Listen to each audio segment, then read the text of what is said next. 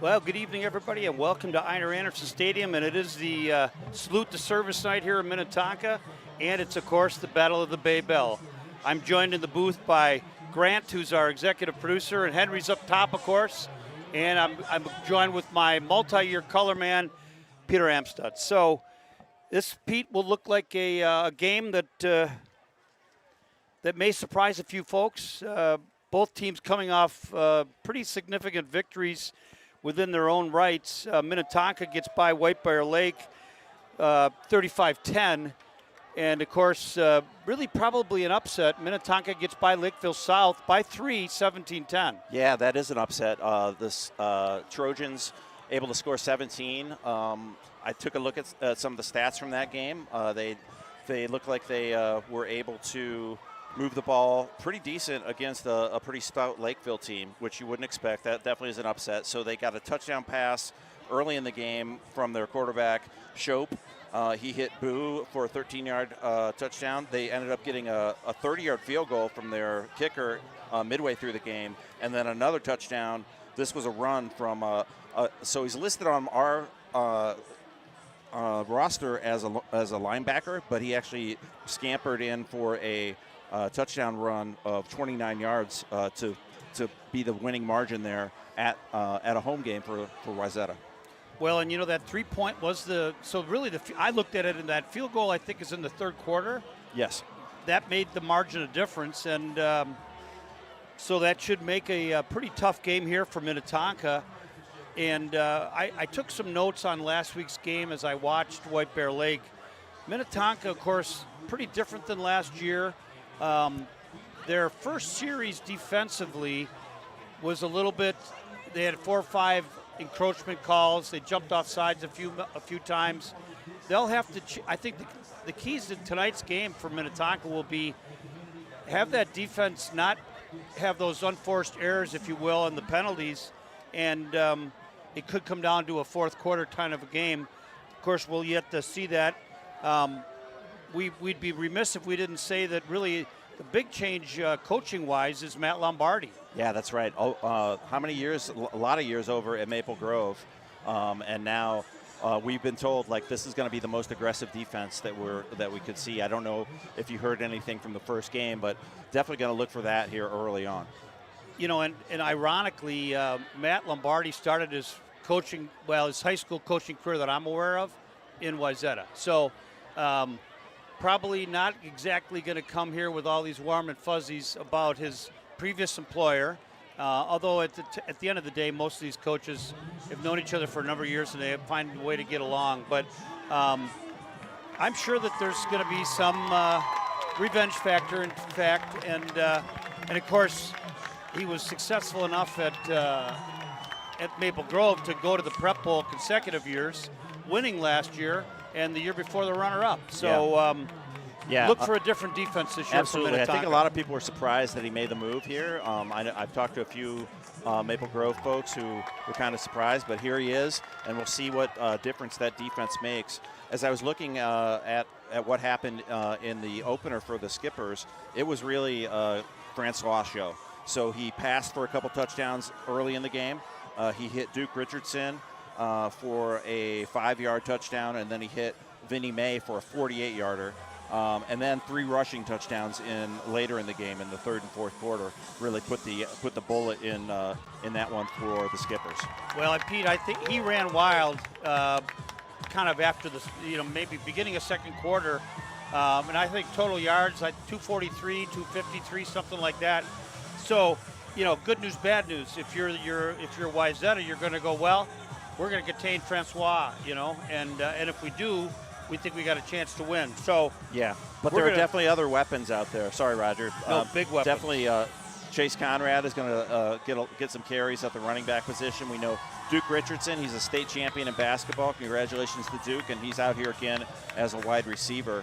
And then, and we do have a new kicker this year. I don't know if we have to talk about that, or you want to go through the starting lineup. I think why don't we just get into the starting lineup, Pete? Here we're about 18 minutes from kickoff. and it is a beautiful night. So we're going to go through the defense first. Senior defensive end, number 52, Aiden Becker. Junior defensive end, number 8, Bobka. Senior defensive tackle, number 55, Lucas Poppin. Senior tackle, or linebacker, number 1, Dylan Hudgens. Junior linebacker, number 28, Alex Schneider. Senior linebacker, number 5, Jack Earhart. Senior linebacker, number 25, Devin Rydell. Senior safety, number 23, Malachi Bodie. Senior safety, number 13, AJ Feidler. Sophomore quarterback, number 7, Kieran Vogel. Senior cornerback, number 6, Sterling Bain. That's the starters for defense, this brand new overhaul defense for 2024.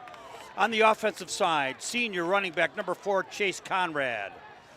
Junior wide receiver, number 86, Nilai Pumakar. Senior wide receiver, number 0, Vinnie May. Junior wide receiver, number 84, Noah Beerwold. The junior tight end, number 19, Jacob Genru, of course, the name we've known from his older brother. One of the two-way players, senior offensive tackle, number 52, Aiden Becker. Senior offensive tackle, number 73, Carson Copley. Junior offensive tackle, number 79, Griffin Moore. Senior offensive guard, number 54, Fletcher Olness. He'll probably play some defense as well. Then junior center, number 71, Aiden Zabzapka. And, of course, the quarterback, number 2, junior Caleb Francois. Kicking tonight will be Chip Scott. And our punter, of course, will be our quarterback, which is Caleb Francois. So, Pete, little different defense. First home game, Battle of the Bay Bell. By the way, Battle of the Bay Bell is about even. Yeah. And they've been doing it since 1952. Now, you might recall last year, and it was hard to watch if you watched it on a video game, but we had a strip and basically a score in the other end that you couldn't even see on a podcast. And so Minnetonka comes away, I think it was 22-21. Nice. So there'll certainly be, and by the way, I would tell you that Wayzata dominated that game last year from a production perspective, and Minnetonka was, shall we say, fortunate to come up with a W. So we've got a great game in sight for you, folks. Don't go anywhere. Yeah, I want to talk a little bit about the two-way players that you mentioned. So both Becker and Olness looks like they're going to play both on offensive line and defensive line. We'll keep an eye on them. Number 52 is Becker. Number 54 is Olness. Both seniors. Becker listed at 6'2", 240. Olness listed at 6'3", 320. Now, you might be looking at your screen and thinking, well, it's pretty warm out with the sun. It's actually only 61 degrees, so I don't think heat will be as much as a factor, especially for those guys playing both ways, as it might be. Agreed. And, you know, it's funny you bring that up because I had a conversation with Tony about that. You know, between the strength coach and the head coach, Minnetonka feels pretty comfortable that they're not going to cramp up. And part of it is their nutritional program.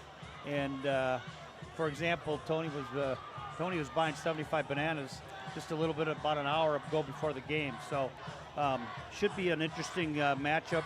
If it was a little hotter, like a lot of these first home games for us are in the 80s and 90s, as you mentioned, although the sun is strong and bright, air temperature in the mid-60s. So we shouldn't have that much of a problem with that.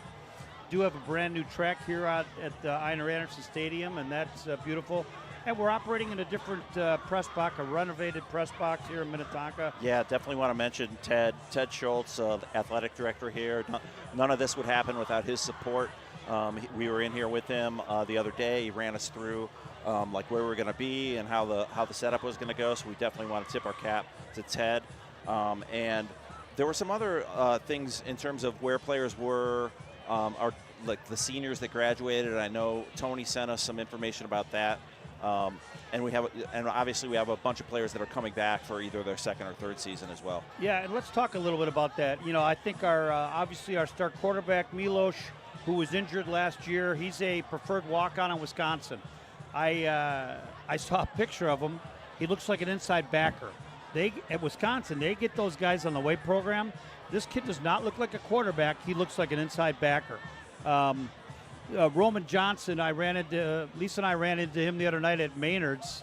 Now he's over at St. Thomas. and he's moved from a running back to a linebacker. And by the way, when I looked at him, I said, you don't look like a running back anymore either. So lots of guys to run through here. We're certainly appreciative of our alumni. Luke Speedling, who was a 3-year starter at left tackle, he's playing football at Winona State. While I was watching the game last week, Cindy Sabilla texts me, and she goes, hey, just so you know, well, Keegan Sabilla, who was a 4-year starter here, he's playing for Northern Colorado. He might redshirt this year, but he should do great things there for them. Hudson Poole, of course, is a 2-way starter here and now playing for St. John's. Jack Taddy, 2-year starter here in Minnetonka as a safety, and he's playing for the Merchant Marines Academy in Kings Point, New York. Lucas Knox, that's, by the way, I've gone through 7 or 8 guys all playing college ball. That's a big number, and that senior class was special. And some of these kids obviously were injured and have recovered.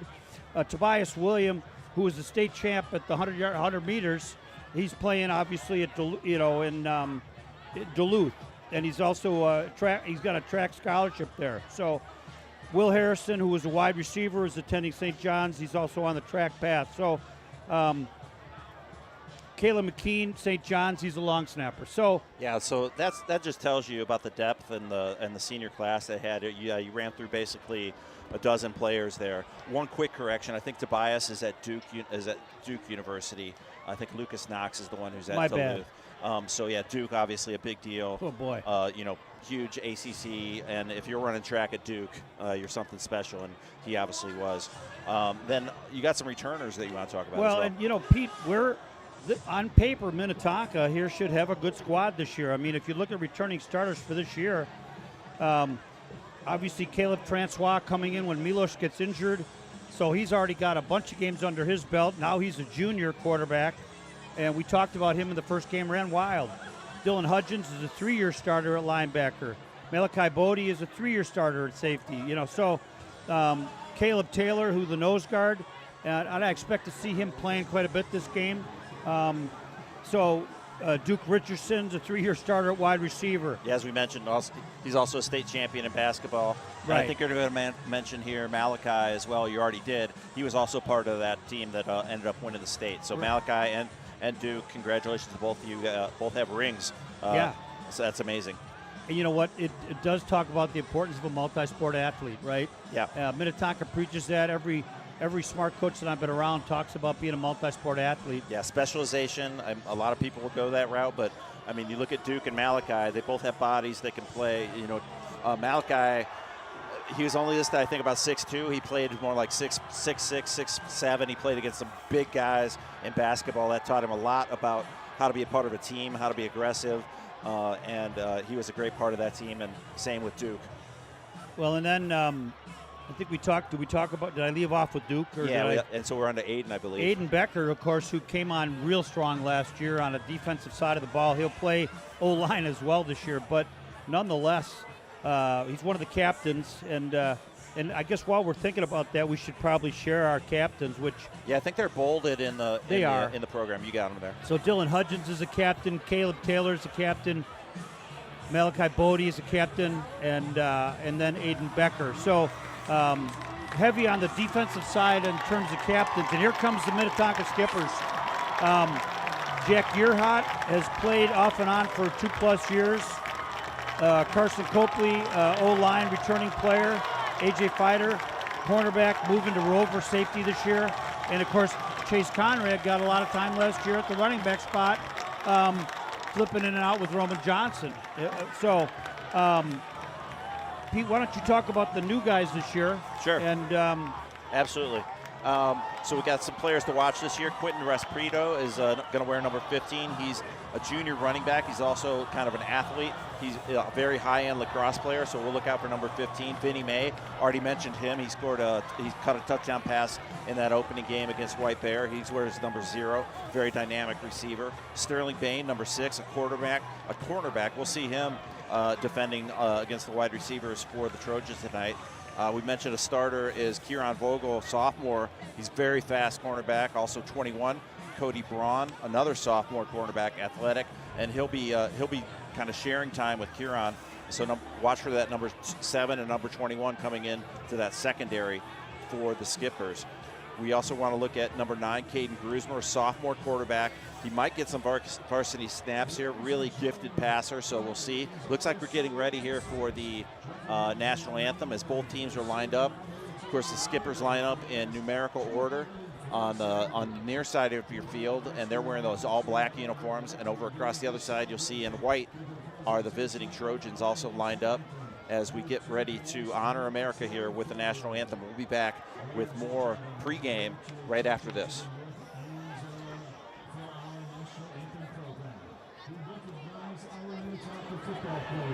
Representing our large American flag, and the members of our Minnetonka Honor Guard representing our service flags, U.S. Army, U.S. Navy, United States Marine Corps, U.S. Coast Guard, U.S. Air Force, U.S. Space Force, and NIA Corps Guards. Our color guard for our national anthem is presented by our active duty United States Marine Corps, including Commanding CO, Staff Sergeant Jonathan Kaiser, Private Sackhouse, Sergeant Marco Hernandez, Sergeant Chante Lee. During our national anthem, we'd like you to direct your attention to the southwest horizon for our military flyover led by Captain Chuck Petco in the lead jet and 3 T-6 Warbirds. They will make your passage over the field.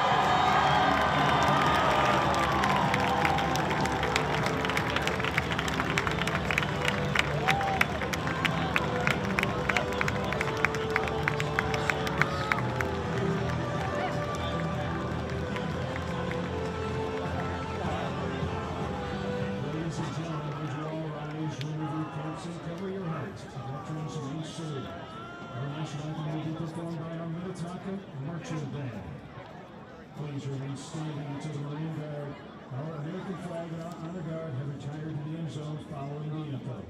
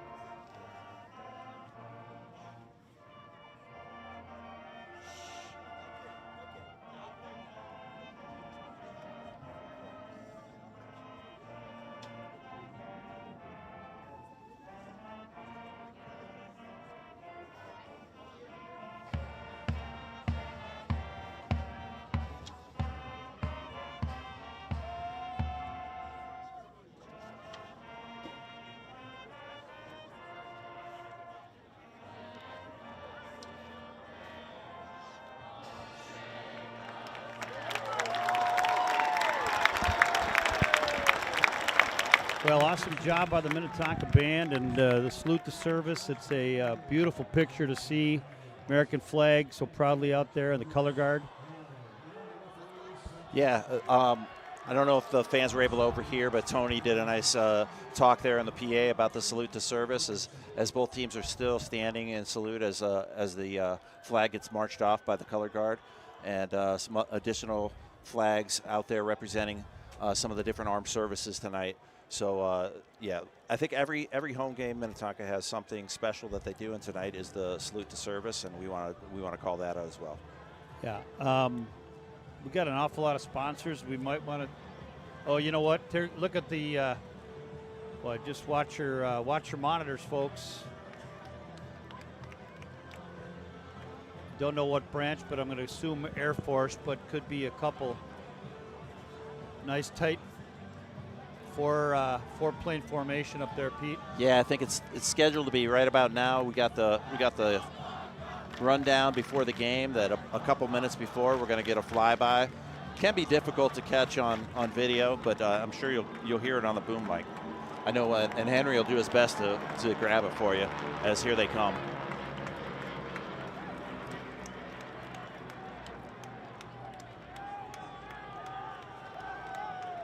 And we got some kids running across the field now. Well, those are youth football players, Peter. Okay. All Looks the like way. they're racing. I think it would take me at least 25 seconds to get across the field. How about you? 100 yards? Oh, 100 yards? That's probably a 17 or 18-second yeah. kind of a sprint. That'd be rough. That assumes you're not pulling anything, Pete. Definitely not. Those kids weren't pulling anything, but they're going right back into that Tonka helmet. We've got the cheer squad. It looks like at least 50, maybe 60 strong coming right in front of us here, as you mentioned, on this brand new blue track. It looks beautiful. It hasn't even been striped for the track season yet.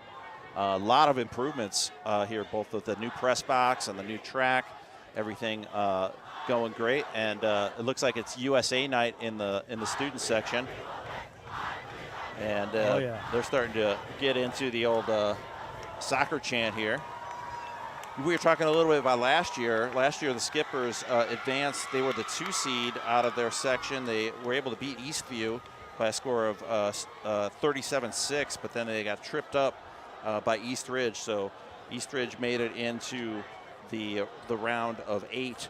They were then knocked off by Lakeville South, and then Lakeville South lost to Centennial, who eventually became your state champions last year, defeating Edina. So Centennial, the number 1 seed coming out of Section 5, were victorious by a score of 28-27 over the Hornets. Hornets were the 3 seed coming out of Section 6. Wayzata, on the other hand, our opponent tonight, was beaten pretty handily in the first round. They were a 6 seed out of Section 6, and they were defeated by Forest Lake by a score of 31-7. So we're getting close to kickoff here. There's 12 minutes on the big clock, and what else you got for us? Here we go, kickoff time, buddy. Well, here we go, Pete. It's the home opener for Minnetonka, and it's up in the air. And this is going to be a short kick. Going to be fielded around the 21-yard line. Running east and west. Now he's going to get to the corner. He's got some room. Going to get pushed out of bounds inside Minnetonka territory. Inside the 40, call it maybe the 38-yard line. So significant return for Wayzata here. Yeah, really nice return. Tough way to start it off for the Skippers, the coverage team. Need to tighten up a little here on the near side as we see our kicker jaunting off the field, Chip Scott. And what are you looking for there? Pete, I'm looking for that starting lineup that I had that I highlighted in yellow, and I'm wondering where that went. I don't think I took any of your belongings. Well, here we go. 1st and 10 for Wayzata, starting in Minnetonka territory. There's a regular starting lineup. I don't have any highlights for you. Huh. Handoff right up the left side, and the defense stops that for a small gain. Yeah, that's number 7, Owen Winston, going to set up a 2nd and 9, only about a 1-yard gain there for the Trojans on their first offensive possession. A really nice field position here to start things off.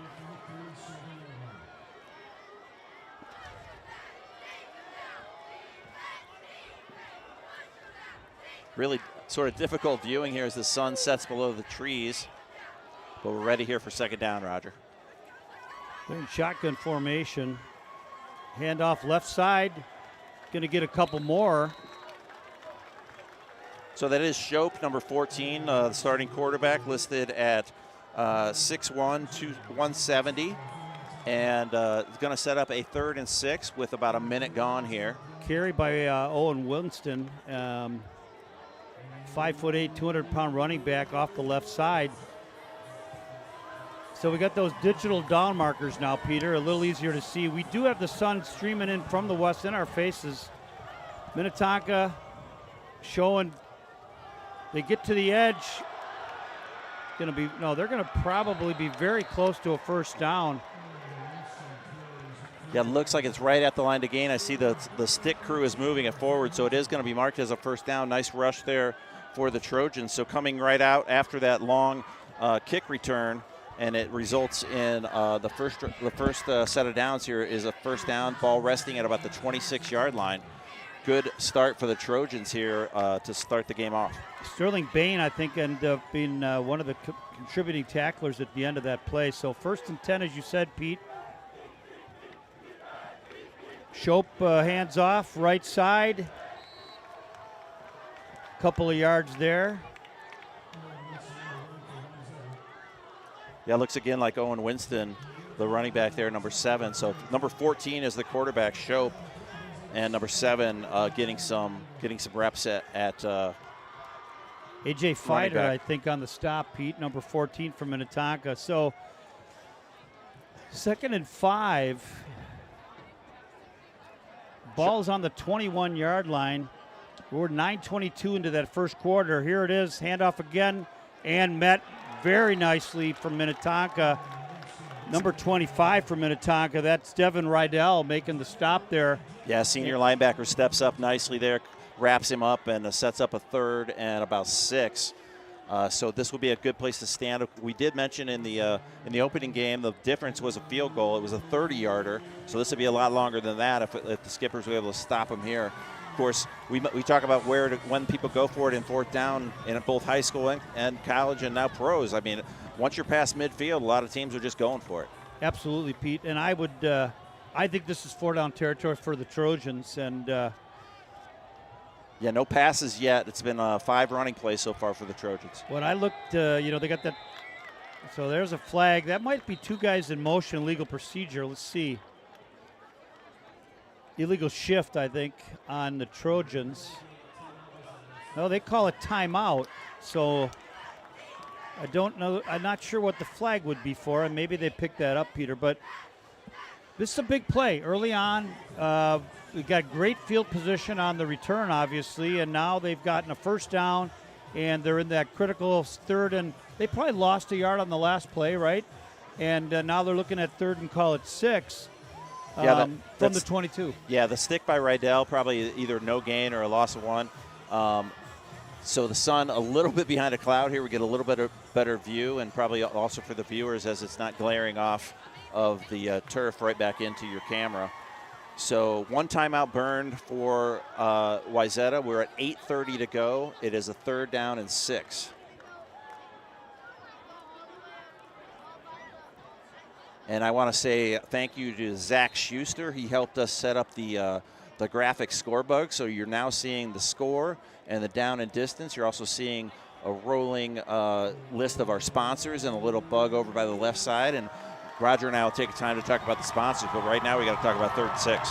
Pretty big play here. Winston, the single setback behind Shope to his left. Looks for the hard snap count here to get. See, he's watched that film on the first game, Pete. Nothing doing there. He's going to throw the ball, getting rushed out of the pocket. Got enough room. He sees a guy wide open in the end zone and overthrows him. Maybe not wide open on the play, but Vogel on the coverage there. Yeah, Vogan, they were trying to hit Jackson Harding, the sophomore wide receiver, was open for, like you said, he had a step maybe on him, but the ball was overthrown. Tough pass there on the run as he was basically approaching the line of scrimmage. And a passing play on 3rd down, and the offense is staying out there, Roger. Well, like we thought, Pete, this is a 4-down territory for Trojans, and likewise it would be for Minnetonka. Now, if you're the White Bear guys that we played, the group that we played, they kick a 50-yard field goal, I'd send my kicker out. Yeah, so they do have a kicker that made a 30-yarder in the first game, but this is sort of that middle zone. If you're kicking a field goal here, that's a 40-yarder, 39-yarder. And it looks like they are going to take another timeout. So Wayzata timeout. And what do you think they'll do? Another passing play, you think, Roger? Yeah, I think, Pete, at 4th and call it either a long 6 or a short 7, Pete. Yep. I think you're probably going to have to put the ball in the air. And you're hoping in this case that, I think he's a righty quarterback, right? Shope? Correct, yep. And so he's running to his left on that last play. That's a hard ball to throw, especially basically looked like a bit of a, kind of a fade to the end zone. And the receiver did have a step on Minnetonka, but nonetheless, I'd be surprised to see him do anything but throw the ball here. Yeah, the Skippers did a nice job flushing it out of the pocket, making him run a little bit. He wasn't comfortable back there, and he did make that throw on the run, kind of going with his body. Not the most difficult throw, but wasn't able to connect. Also, it was his first throw of the night. Well, and we now Caleb Taylor, the senior captain, is in at nose guard, and there's the throw, Pete. Little bubble screen. Yep. and it's really close. I think it might be short, Roger. Based Well, on Minnetonka thinks it's short, and Wayzata thought it was gain there, but it looks like the referees are going to suggest that's going to be a turnover on down. So a pretty big offensive or a defensive stop by the Skippers. Yeah, so first and 10 for Minnetonka. They're on their own 18 to start things out, so that long return on the kickoff doesn't hurt Minnetonka. They do lose a little bit of field position, but here's our first chance to see Caleb. Well, Francois, the junior quarterback, pretty much in shotgun most of the time. There he is. Handoff right away off the right side, and we'll see where they mark that, but I think that's going to be Chase number 4. Yeah, that's Conrad, of course. So Chase Conrad on the carry, off the right side. Well, they're going to give him about 7, Pete, on that Yeah, carry. nice. Copley and Zabzalka over there on the offensive line getting that hole and just continuing to push. So we'll see what they do on second and third here, Roger. They're in hurry-up mode, Pete. He keeps it himself this time, and Caleb bobs and weave, doesn't go down on the first one, and they're going to give him a gain of about 2.5. It's going to end up being third and about less than a yard, Peter. Yep, a 3rd and 1, I think we're going to call it. Looks like they've got 3rd and 2 up on the big scoreboard up here. I would argue that it's closer to 1, but Caleb, again, they're kind of moving fast here. Is this a tempo offense, Roger? It is the tempo offense, Pete. Minnetonka trying to draw him off. This is going to be a first down. Conrad on the carry. Very similar to that first play. So you've seen Skippers come out, a couple of runs up the middle for Conrad, and then Francois with the keeper. And again, the pace is quick here. It is. Minnetonka in that hurry-up kind of a position. They've got Conrad split out right wide here on this one, Roger, and nobody in the backfield with Francois. So empty backfield, trips, 2 to the right, 1 to the left. Francois by himself. He's going to carry it right away, never a doubt. He twists ahead for a gain of probably 4 or 5, Pete. Pretty nice job making the first man miss, getting to that second level, and then Wayzata able to clean it up. Big number 91 for the Trojans came in there. That's Landon Reeves, the 6'2", 250-pound lineman. Got downfield and was able to track down Francois, but not before he sets up a 2nd and 4 with 6 minutes, 20 seconds to go. Again, tempo offense, Roger. Pete, you don't want to snooze on a play. You'll miss it. Shotgun formation. Was that a look faking blitz? Give it to Conrad. He goes wide, and then he cuts it back in. He's going to get to the line of scrimmage and maybe a little bit more, Peter. Yeah, actually, they're giving him forward progress. They're going to give him a first down. So what looked to me and Roger like maybe a 1 or half-yard gain, he falls forward and able to get to that 41-yard line. So it's now another 1st and 10 for Minnetonka. They started this drive at the 18. It's been all running so far, Roger. Well, again, this is primarily a running team, and number of threats between the quarterback and the running backs. Now he's going to pass right over the middle. Got a man, loses the ball, gets it back. Unbelievable concentration by number 0, Vinnie May. Catches it. I think he might have caught it twice. That's right. He did catch it twice, Pete. No, I don't think that counts as 2 receptions. It doesn't count as 2 receptions, but he'll take it. Yeah, there was that feigning moment where the ball was just kind of floating in the air. Defender was close by, but Vinny able to corral it back in. Again, he falls forward, and the Skippers are in business down here at the 37-yard line. Minnetonka Hart loaded to the right side. Hands off up the left, up the middle. Conrad getting some decent yards, and it'll be very close to the first down. Yeah, offensive line, that's Becker. We mentioned Heaps playing both ways along with Olness, and both of them drove forward and were able to create that big hole there for another Minnetonka. It sets up a 2nd and short. Diane on the stop for, last name Diane on the stop for the Trojans. So 2nd and short. Francois doing a little different snap count here. He's going to take it himself after a little bit of a fake, and he's going to have the first down. Yeah, again, some good lead blocking, both by the offensive line as well as the running back coming up there right behind Francois. He fires and blocks one of those linemen, opens up a hole, and Skippers continue this march down the field. They've started at the 18. Now they're down at the Wayzata 21. 1st and 10. Well, another little sidebar. Dave Schumacher's come back to coach for Minnetonka. That was at Wayzata last year. Longtime Minnetonka guy. Here we go. Ball on the 21-yard line, 1st and 10. 4 of 22 left in the first quarter.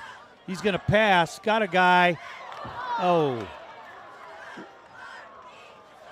And that one's going to fall incomplete. Intended for number 14, Fighter.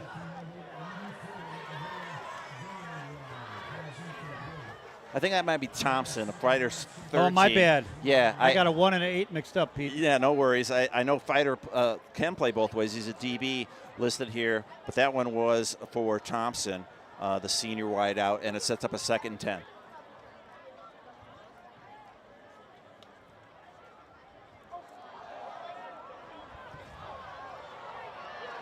Well, this time, number 3, Cleveland from Wayzata makes a great play, stops him for a loss of about 3 yards. Just could not get to the edge and bring up a much difficult 3rd down conversion here for the Skippers.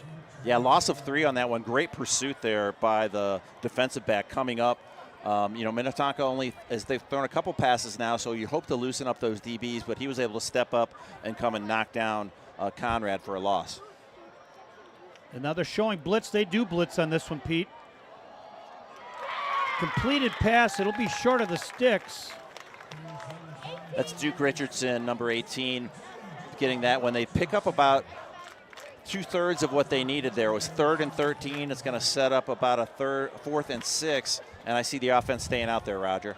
Well, and again, much like the Trojans, down and distance very similar. 4th and call it 6. Ball's on the 17, 27 plus, let's call it 5. It's a 33, 34-yarder. Looks like the skipper's going to talk it over. Coach Esch calling a timeout. Might give us a chance to run through our sponsors quickly, Roger, if you want to do that, or I can actually do it over here because I've got. Watching them, Pete? Yeah, I got them. So we'll click over to the sponsors and we'll just click on them one at a time. We'll hit this to show them, and here's some of our sponsors. That's Boyer's Homes. Thank you to them. Also, we've got Dave's Hot Chicken. I know Roger knows a lot about them. We've also got Chick-fil-A. We want to thank them. Sponsor tonight. Alina Orthopedics is another sponsor. Thank you to them. Camp Smile. We'd like to thank them for their sponsorship, as well as Dukes on 7. Dukes on 7, one of my favorite places to go. Great work there, and here we are on 4th down. Well, and Dukes on 7 was, I think, the team meal last night, Pete. Oh, beautiful. 3 trips to the right for Minnetonka. Francois, Conrad to his left. Fake handoff, looking deep, getting flushed out of the pocket. Throws it away. That'll be incomplete, so Wayzata duplicates the Minnetonka stop, and both teams come away empty in their opponent's red zone. Yeah, great pursuit there by 91, Landon Reeves, coming all the way. He's 6'2", 215, and he's able to run all the way to the sideline, put some pressure on that, and even if that pass is complete, it's probably not enough for the 1st down. So very similar. Skipper's able to move it all the way from their 18 down to the Wayzata 17, whereas Wayzata was set up in plus territory to start the game. 2 minutes, 54 seconds left, and it is Wayzata ball. Come back out here in a shotgun formation. It'll be Shope to take the snap.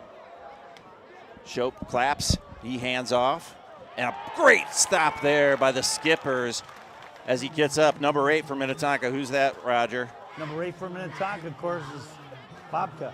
Bobda, yep. Bobda. Milan Bobka, and that was almost a violent tackle, Pete. Yeah, that was good. He got all the way through. They mark him for no gain on that handoff. A couple new personnel coming in for the Trojans as they've got a new wideout coming out here on the near side. Looks like number 9, Caden Carson. I might be having that wrong. He's listed, number 9 is listed, it might be number 5. That's Boo. That is Boo. Another handoff, Roger, and this time stopped again. Tell you what, number 8, Bobda again on that, and boy, he put his shoulder in there, and He laid some wood there. Yeah, you can tell he's been wanting to tackle other people besides his own players, and he's gotten a chance to on a couple there tonight. 8 is an odd number for a defensive lineman, but that's what he's going with. I guess guys can wear whatever they want these days. Well, that's true, Pete. Now we're at the 146 mark.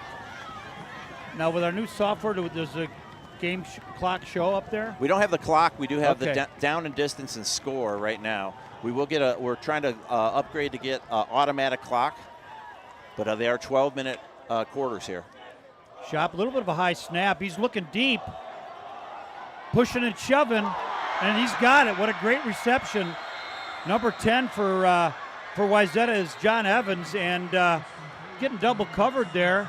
Little hand-to-hand combat, Pete, but nonetheless, he comes down with the ball. Yeah, they do throw the flag on Bain there. I think obviously that's going to be declined as they'll take the reception. But a lot of hand fighting there. You see that allowed at a lot of levels now. Maybe it was a little too much for that official.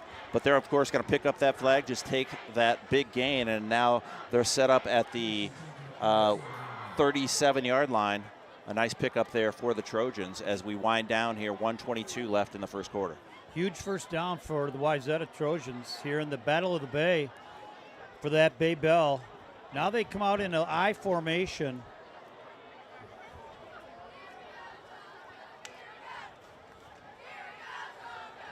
To the left side, got a little room there.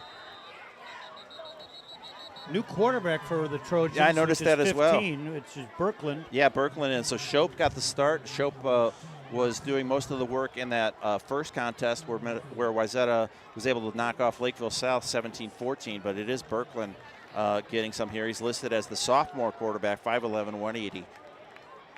So, you know, those are hard to kind of go, was it, did he pull something? Or, you know, traditionally, now not so much under the coach that they have currently, which is Lamker Brown, but two coaches ago, they rotated every third possession. Okay. Brad Anderson was pretty good at bringing his understudy quarterback in over the years. So here we go.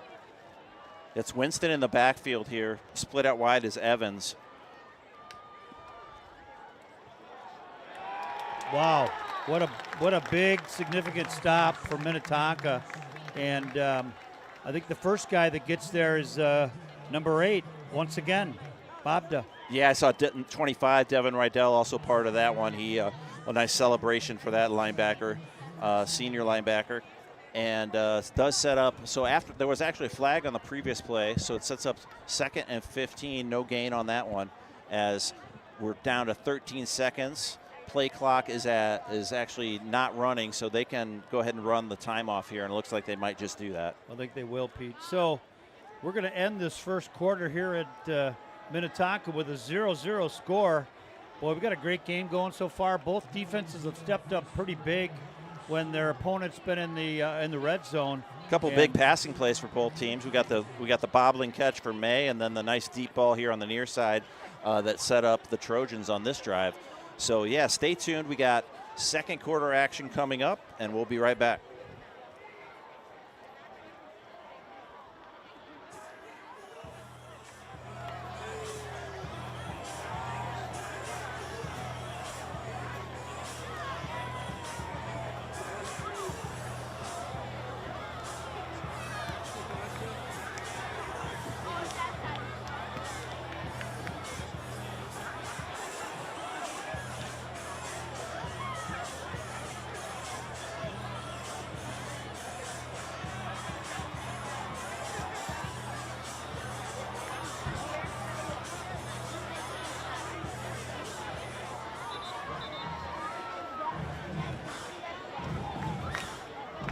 Well, we're back, folks. It's the quarter is not a very long quarter, but we're now right at the beginning of the second quarter.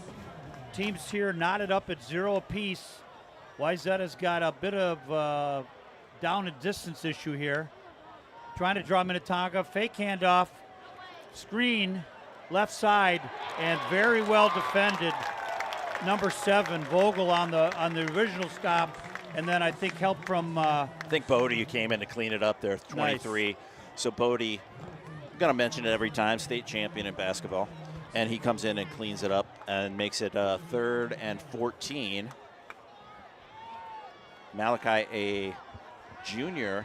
Actually, listen, he is a senior. Yeah. Senior year, so he was a junior last year when he won that state title. He'll be back to try to defend that on the hardwood here coming up in a couple months. But we're in football season now, There Roger. we are. I could forget about that for a minute. So Berkland's still at the quarterback spot for Wayzata. High snap, fakes it, gonna run, got some room, and gonna get dragged from behind. And I think that the Minnetonka skipper there is number 10, Caleb Taylor. Yeah, Bodie and Taylor were both there. Caleb, the senior captain, is going to get credit for that tackle. So it sets up an interesting situation for the visitors from Wayzata. 4th and long on the 40-yard line as they they peer over to that sideline and they bring the other quarterback back in, Roger. Shope is coming back in. So interesting. So I'm guessing they're saying Shope's a better passer. So this is a big gamble here. What would leave Minnetonka with the 1st and 10 at the 40. Possible quick kick, I think, and it is. Oh, Pete, good for you. It is a quick kick, and that's a interesting play. Unfortunately, nope, that's going to be ruled a touchback, but not by much. We're talking a game of inches, Peter. Pretty smart play. I saw the quarterback back up a little bit. That kind of gave it away. Minnetonka kind of backed off, tried to get enough guys down there to maybe field it, but those quick kicks, I mean, could have been super effective. They could be down inside the 1. Pete, absolutely. Love the call for the Trojans, and hadn't really anticipated that. But and they net 20 yards on that play, so 1st and 10 Minnetonka at their own 20. Yeah, don't see that too much at other levels, but in high school, yeah, quick kick can work. Seen it at a few college games as well. Francois back out here, Roger. Hands off right away, hitting the hole quickly. Conrad again, of course. Yep. I do expect, and again, last week we saw, and boy, he's got a hard name to pronounce, but Respoto, do you think that's right, Pete? What do you think for 15? 15, yes. Restrepo? Restrepo. That's, apologize to mom and dad, grandma, whoever, where they are, but, and this one's not going anywhere. Big defensive play by number 81 for the Trojans, and that's, that's interesting. He's not on the roster.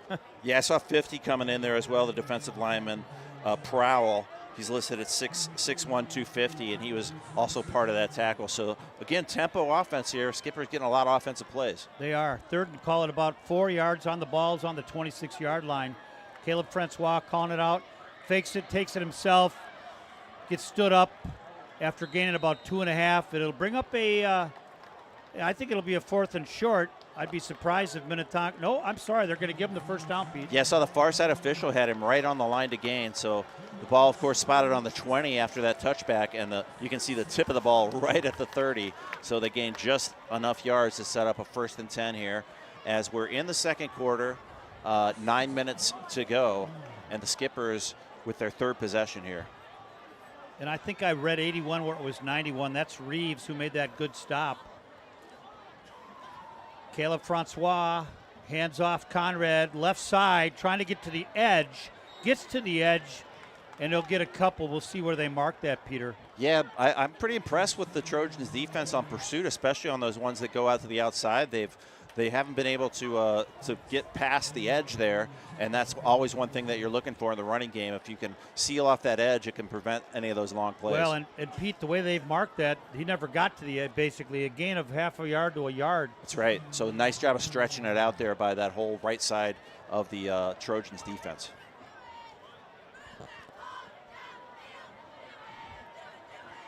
Francois Conrad in the backfield. He's going to throw it this time. Gets flushed out of the pocket. Now he's got to scramble to his Got right. a lot of room here. He does. And it ended up, but he's going to have the first down, Pete. And I'll throw out an old thing. He was holding that ball like a loaf of bread, Roger. well, Boutwell, I think, on the stop, but not before he gets 10. And we saw Francois do that once last year. I haven't seen that at all this year on the loaf of bread, Pete. Yeah, but he was actually He was holding it like that right as he was at the sideline. So I think he knew even if he dropped it, it was going to be out of bounds. He was going to get the forward progress. Mark it as a gain of about 13, and it's 1st and 10 at the 43. Motion to the right side. Longer snap count. Give to Conrad. Right up the middle. Conrad's going to be very close to the first down. Beautiful jump cut there by Conrad right as he got to the line of scrimmage. Credit Zabzalka there into 71, the center. We haven't mentioned his name. It's good when you don't mention the center because that means he's snapping the ball clean. He's getting it right to Caleb, and he's doing his job blocking. I know center is one of the more difficult positions on that O-line.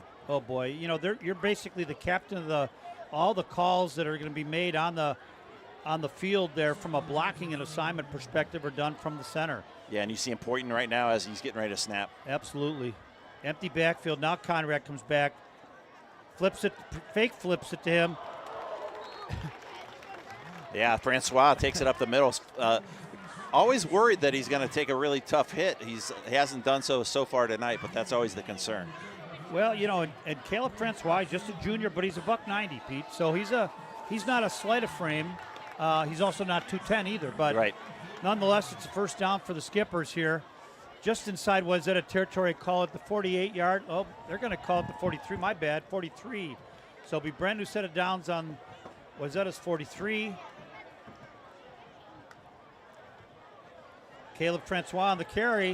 He's got some room around the left edge. Got enough speed to get out of bounds, and wisely does with a gain of about 12 yards. Yeah, so you've seen Francois. We didn't see it earlier, but he's been able to get that edge. You mentioned it right there. He came over to the near side on a couple plays before, and at that time he goes to the far side right in front of the Trojans bench, steps out of bounds, but has plenty of yards to gain in order to get that first down with 7 minutes to go, second quarter. Still no score here, Roger. Well, it's a scoreless first half thus far. Minnetonka on a nice drive. Wayzata had a very nice drive. Each team came up empty-handed. Here we are. Ball's on the 32-yard line. Handoff, Conrad, left side. Going to get pushed back by a host of Trojans. 32 and I think 2, Cleveland and Farchnick. Yes, I saw eight Grody in there as well, stepping up. He's listed as a tight end, but playing a little linebacker as well. And you just notice every play I've seen that the Skippers have been running, you see that defense getting closer and closer into the box. So I feel like a passing play could be in the works here. Well, I think I tell you what, I'd like to see Pete as a screen. Here we go, second and call it 6. Handoff. Conrad's getting chased down. Not going to get. That could have almost been a horse collar, and there it is, Pete. So yeah, you could tell from this side. We didn't have a great angle because he's coming at us. But I guess from the back, I would guess from the backside, you saw it's anywhere in that back area near where the nameplate would be if they had names on the back of their jerseys, and it's just dangerous. I've actually seen guys get really hurt badly on those types of tackles. Yeah, and you know, here's the deal, Pete. If the running back gets pulled down in a really unnatural way, where it's instead of falling, now you could actually not have a horse collar if everybody fell forward in a natural way. But in this one here, he came down very hard, kind of a sideways motion, and I think he did get him around the shoulder pad. So with the penalty, it'll be significant gain. Our clock's, it's going to be first down. Ball's on the 20-yard line. Empty backfield, fake jet sweep. Caleb goes up the right side for a couple.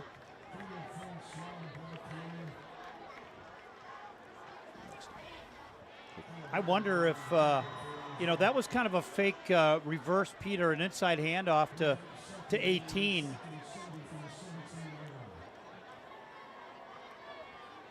Yeah, there's Duke Richardson.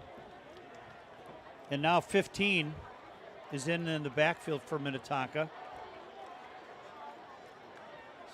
Restrepo, he gets the carry. Twists and turns. Forward progress going to be stopped. I would guess gain of about 1.5 yards to 2, Peter, on Restrepo's carry. Yeah, Skipper's in that red zone now at about going to be marked at about the 14-yard line as darkness starts to come in, which we enjoy. A nice cloud over there. Little over 5 minutes to go, and still some tempo offense here as Francois gets everybody set up, and you see again Zabzalka at the center calling out the calls there. Restrepo, the single setback next to Caleb Francois. He keeps it himself, gets to the edge, going to be very close, dives into the end zone, touchdown, Minnetonka.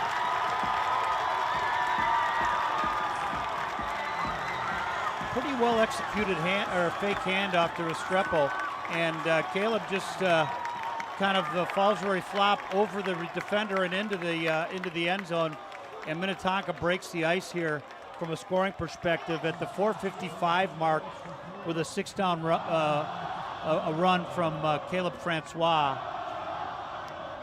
So we have a whole new operation in the kicking. We're used to seeing a Zabilla back there, but we do have Chip Scott, and 88 is the holder, Roger.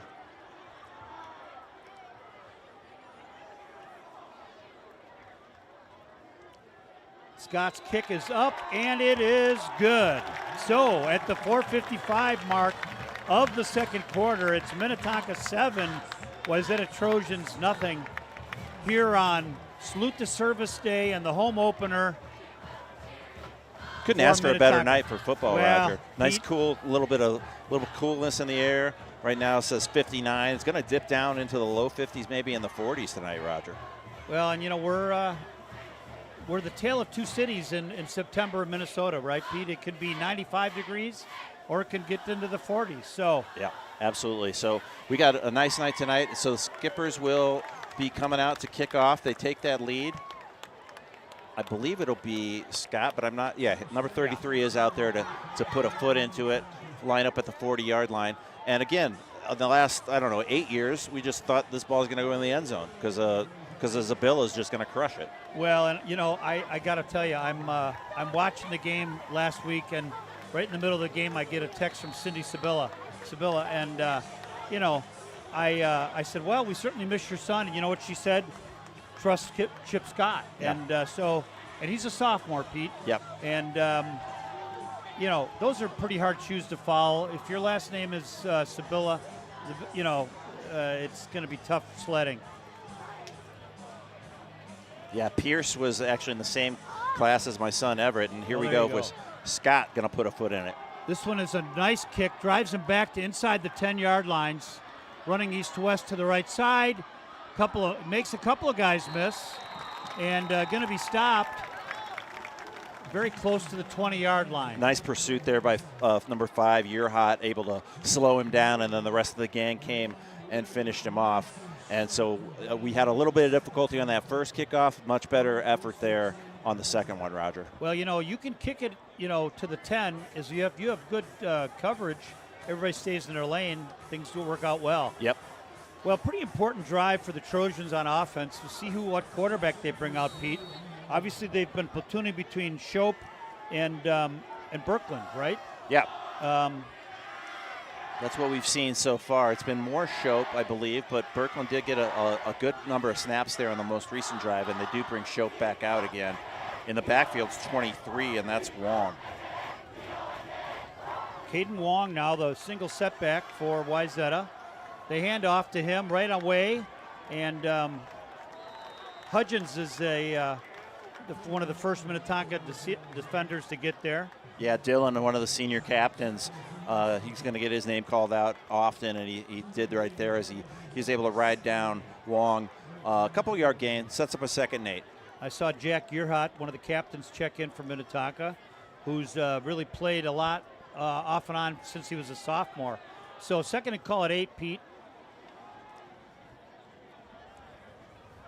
Shope looking over to the sidelines. He's still got 13 seconds on the play clock, plenty of time for him. He's going to throw the ball. He's going to get fumble, scoop. Number 8, Minnetonka is going to score a touchdown. So that was Malachi on the sack, number 23, and then our man Milan Boda takes it in for the scoop and score. Well, couldn't have drawn that one better if you're a Minnetonka fan. And the only bad news on that whole thing is there's a Trojan down on the field, and I assume that maybe the wind got knocked out of.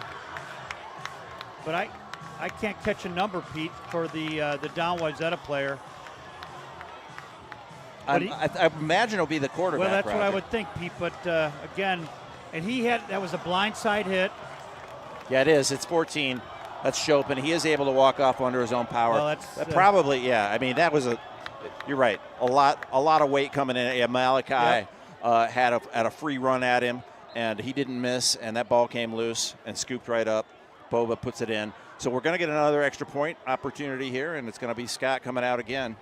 So Minnetonka on the defensive score here at the 3:57 mark on the scoop and score after the fumble with the big hit by Malachi Bodie. And he's 210 pounds, and he was moving when he hit him. So yeah. You don't see this much. A defensive end, number 88, doing the holding, unless our roster is wrong. It says Esenboth is the holder, but that one's up and good. Yeah, that is, Pete. So at the 3:57 mark of the second quarter, Minnetonka, after the defensive score, jumps out to 14-0. And so right now, if you're a Skippers fan, you're going, hey, looks good to me, but I've learned, and Pete, I've learned the hard way over a 17 to 20-year career, I would never count Wayzata Trojans out of a ball game.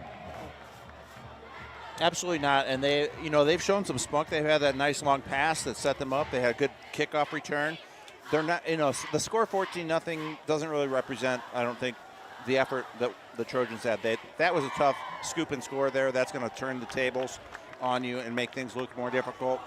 But with 6 minutes left, or check that, 4 minutes left, I wouldn't put it past them to put some points on the board. No, here. absolutely not. They're well coached. I'd make a little plug for the Youth Football League here.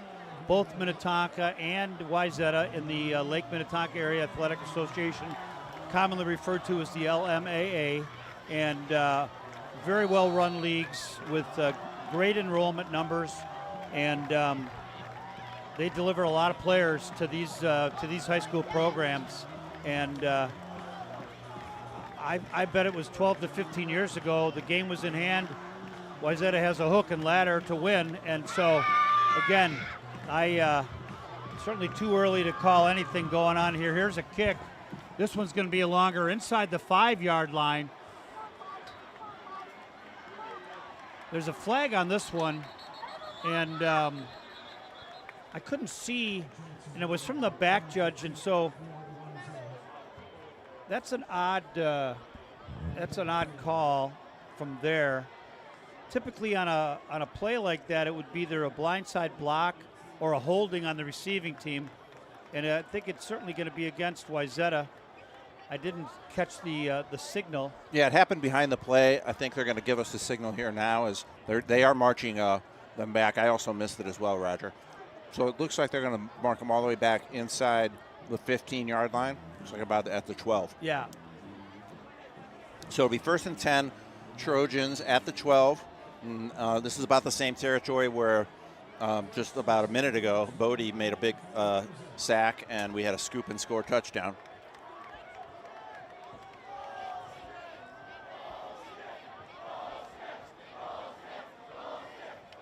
Took 15 back in at quarterback, yep. Roger. Fake handoff, Wanderer on the right, gets stood up, and Minnetonka's defense pursued very well on that play.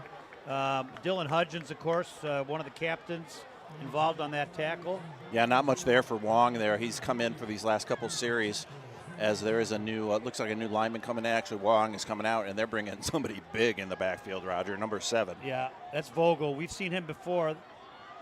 Oh, my bad. I think I'm it might looking be at the wrong roster. Winston. Yeah, and he was in earlier. He's 205 pounds, so. He's a load. Yeah, he's a big one, and he's 5'8", so he's low to the ground and carries some steam behind him. 2nd down 10. Fake handoff. He's going to roll to his right. He's going to throw it deep. He's got a man wide open.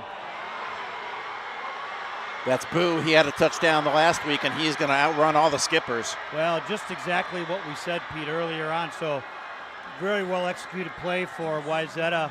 And with the 2:53 mark, they get this thing a lot closer by a touchdown. And he, I think, just outran his coverage there. He did. He had a nice opening and a well-designed play with the quarterback running out. I think that was the backup quarterback in there. Berkland. Yep. Berkland makes the throw. So we had hypothesized that maybe Shope was maybe more of the passer, but Berkland shows off his arm here as kicking unit now on. Number 99 is Nate Nagash, listed at 5'7", 170. Going to do the kicking to try to make this a 7-point game. Oop, there's a flag, so that one's going to come back one way or the other. Be a dead ball foul and a pre-snap foul. It's going to be against Minnetonka. They'll still have to kick it again, but it'd be half the distance, I believe. Yeah, I guess they could have a choice here if they want to go for 2. Well, that's right, Pete. So half the distance, maybe they think about it. Looks like they might just leave it where it is, decline the penalty, and go ahead and take the attempt. I don't think they can do that, Pete. I think you can decline a penalty, no? Oh, they declined. They took the penalty. It was a dead ball foul, so they have to play it again. Gotcha. So it was a pre-snap foul, so they're going to try from a little closer. This one's up, and it looks good from here, and they agree it is. So at the 2:53 mark here in the second quarter, Wayzata scores quickly and with a pretty big pass, and it's a 7-14 game, Minnetonka on top. Yeah, nice start to the season for Sam Boo, number 5. He did have a long touchdown last week that helped lead the Trojans to an upset victory at Lakeville, and now the 6-foot, 160-pounder junior, and he had some wheels, and he used them there on that final 50 yards. He did, Pete. Well, the sun has finally gone down behind the tree lines. We still have some daylight, but the lights are on here in Minnetonka for our opening home game. Certainly glad you joined us. If you're just joining us, please subscribe. Absolutely, yeah. We're inching towards that 900 subscriber mark. I feel like we can get it tonight, and then maybe hit the 1,000 on the next game. So Wayzata answers quickly there after the scoop and score defensive touchdown for the Skippers, and back deep for Minnetonka is number 0, Vinnie May. Vinnie May listed as a senior, 5'8", 165, wide receiver. Pretty dynamic player. So Negash is going to put it on the tee here. Same kicker as converted on that extra point. He'll back up, get things ready, and enough time here. Just about 3 minutes to go. Obviously, Skippers are not going to pack it in this second quarter.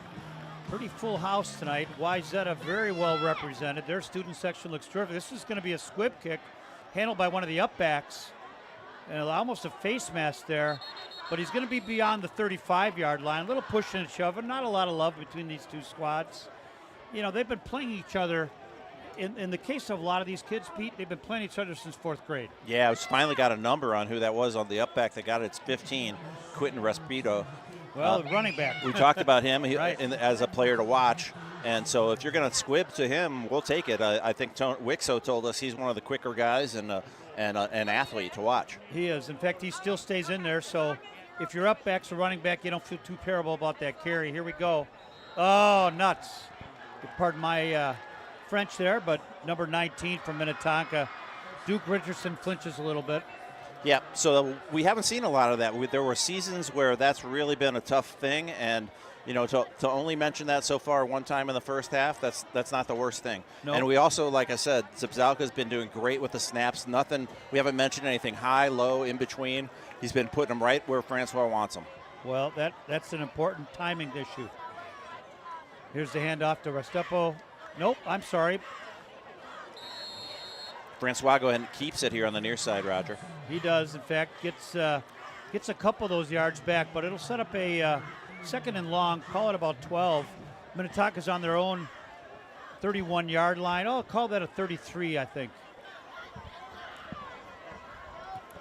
So second down and 13 to go. 2:37 left in half.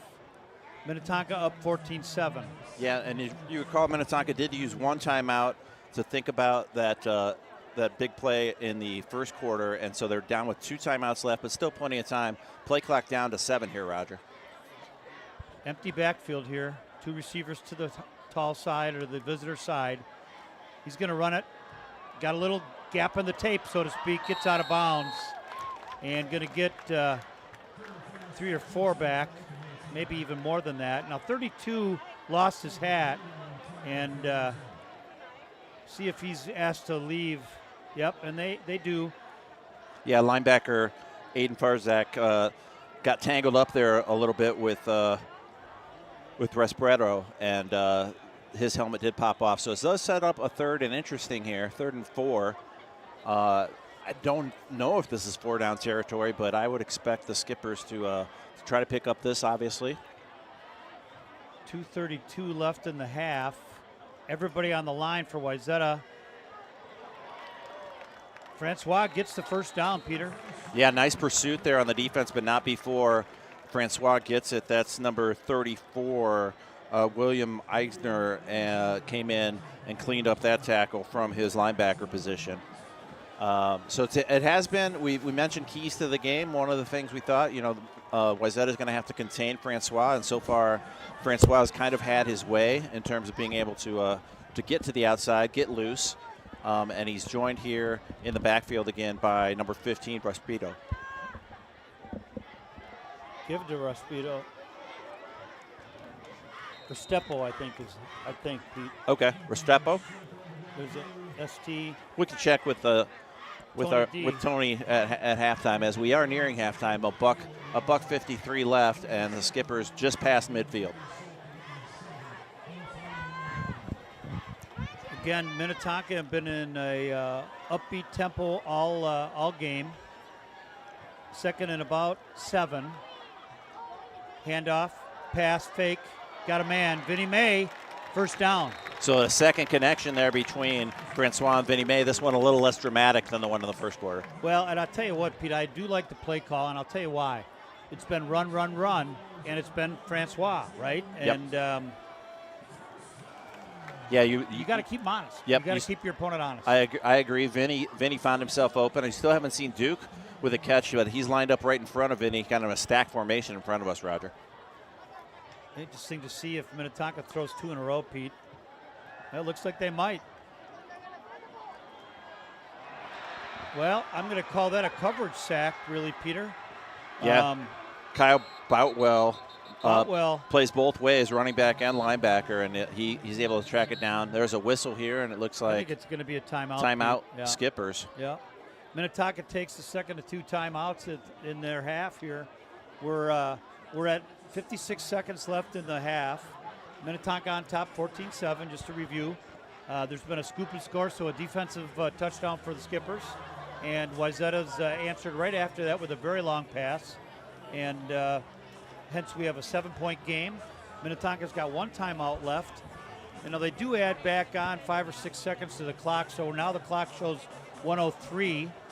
And but however, down distance-wise, Pete, we're staring down a 2nd down and call it about 14. Yeah, got caught a little bit behind the sticks there. They did put a few ticks back on the clock. It looks like they're up to 1:03 now, Roger. I guess that timeout probably got called and nobody alerted up top. There are some other games going on. Eden Prairie at Edina tonight, Buffalo at Hopkins, Champlin Park at Maple Grove, and Shakopee Prior Lake. But this is the game of the night. You want to stick with us here with a minute 3 to go, and Skippers 2nd and long. 3 receivers to the left side. Restrepo to the left of Francois. High snap. Picks his way. He's got a huge gap. He's going to score. Touchdown, Minnetonka. Yeah, 38-yard scamper. He got through that hole, and I didn't think anybody was going to get him, and they didn't. So Francois picking up exactly where he left off in that White Bear game, and it makes the score 20-7 pending the extra point here from Scott. Well, and let's just Copley, Becker, that offensive line really there was a huge hole there, Peter. Yeah, that was probably the biggest hole he had all day. He's been trying to run kind of pops outside. That time he was able to go inside due to the great blocking of the line. Fletcher Olness, the whole offensive, especially the right side. Kick is up, and it is good. So Minnetonka answers in the late going of the first half, and now your score 21-7 Minnetonka. And, nice response there, Roger, after that kind of long electric play from the Trojans. Huge momentum swing back, Pete, and they talk a lot about momentum going into halftime, and barring a another big play from Wayzata, which, by the way, they're going to air this thing out, I would guess. Yeah, they're not going to be content to go in. They've got, I think they have one timeout left. That's right. Each team with one. 56 seconds left. We know they got a good passer, and we know they have a good receiver. Yeah. I also want to say thank you to Patrick Becker. He's the president of the Minnetonka Touchdown Club. Helped us secure some updated and much-needed equipment, so we thank him. And we already mentioned Tony Wixo, obviously a big part of these in terms of the information that he's able to provide and just the overall support for the webcast. Well, and when we're talking about it, Pete, I'll tell you what, we're very proud at Minnetonka, their coaching staff. Mark Esch has come on and done a great job. Brian Dahman, Rodney Francois, he's just the dad, right? Sure, I would guess. Gorman, Ishmael Karan, Matt Lombardi, the brand new D coordinator. Talked about him in the opening. Bubba Moore, spent a time with him. Here we go. Here's that kick. Oh, this one's going to come back too. I didn't see an offsides. It's like a flag. That's almost got to be offsides Minnetonka, Pete. Yeah.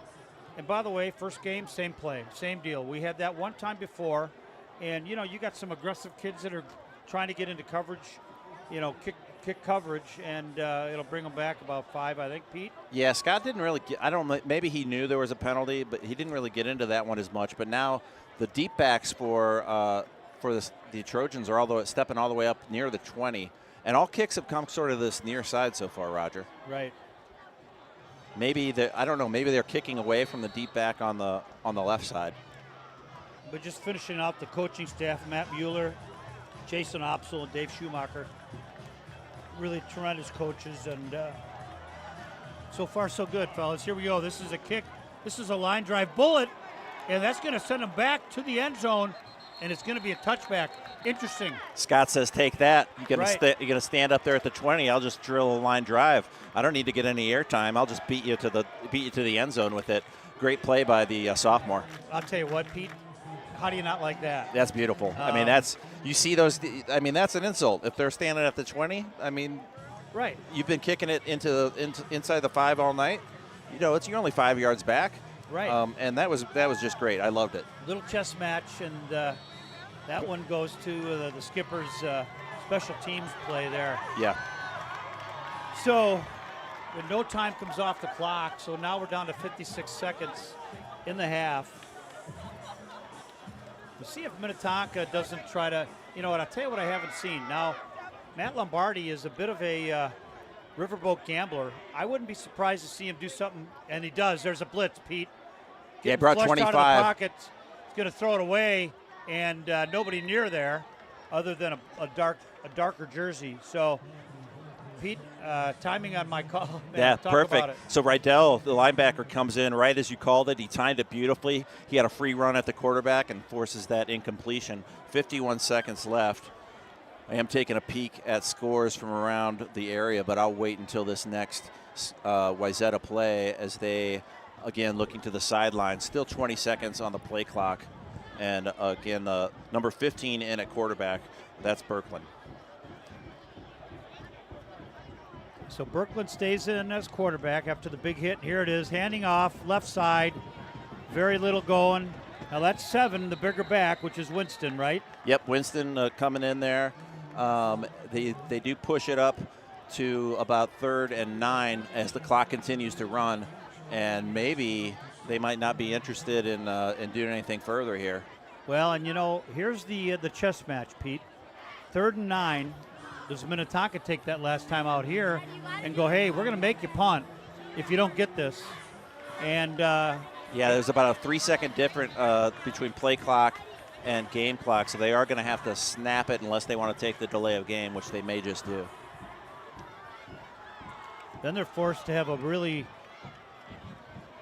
I guess if you snap it right at 0, they can just run the clock out. Oh, there it is. They're content to run the clock. He's got a room. He's going to the right side. Yeah, pretty nice final play there. Well, a little scary if you're a Minnetonka fan, but nonetheless, they do get the first down, but that will end the half. And the score at halftime, Minnetonka 21 and Wayzata 7. Boy, don't go anywhere. We got a good game here, folks. Yeah, we do. Right before we go to halftime, I'm going to give you some other scores. Forest Lake is up 15-8 on Eastridge. Buffalo 21, Hopkins 6, Egan 22, Mayo 0. Maple Grove out in front of Champlin Park, 21-7. Edina on top of Eden Prairie, 21-zip. Nice start there for the Hornets. STMA on top of Anoka. Lakeville North is trailing Rosemount, and Lakeville South up 22-15 in Farmington. So enjoy your halftime here. We will crank up the volume on the field mic. You'll get to enjoy the halftime festivities, and we'll be back with you for the third quarter in a moment.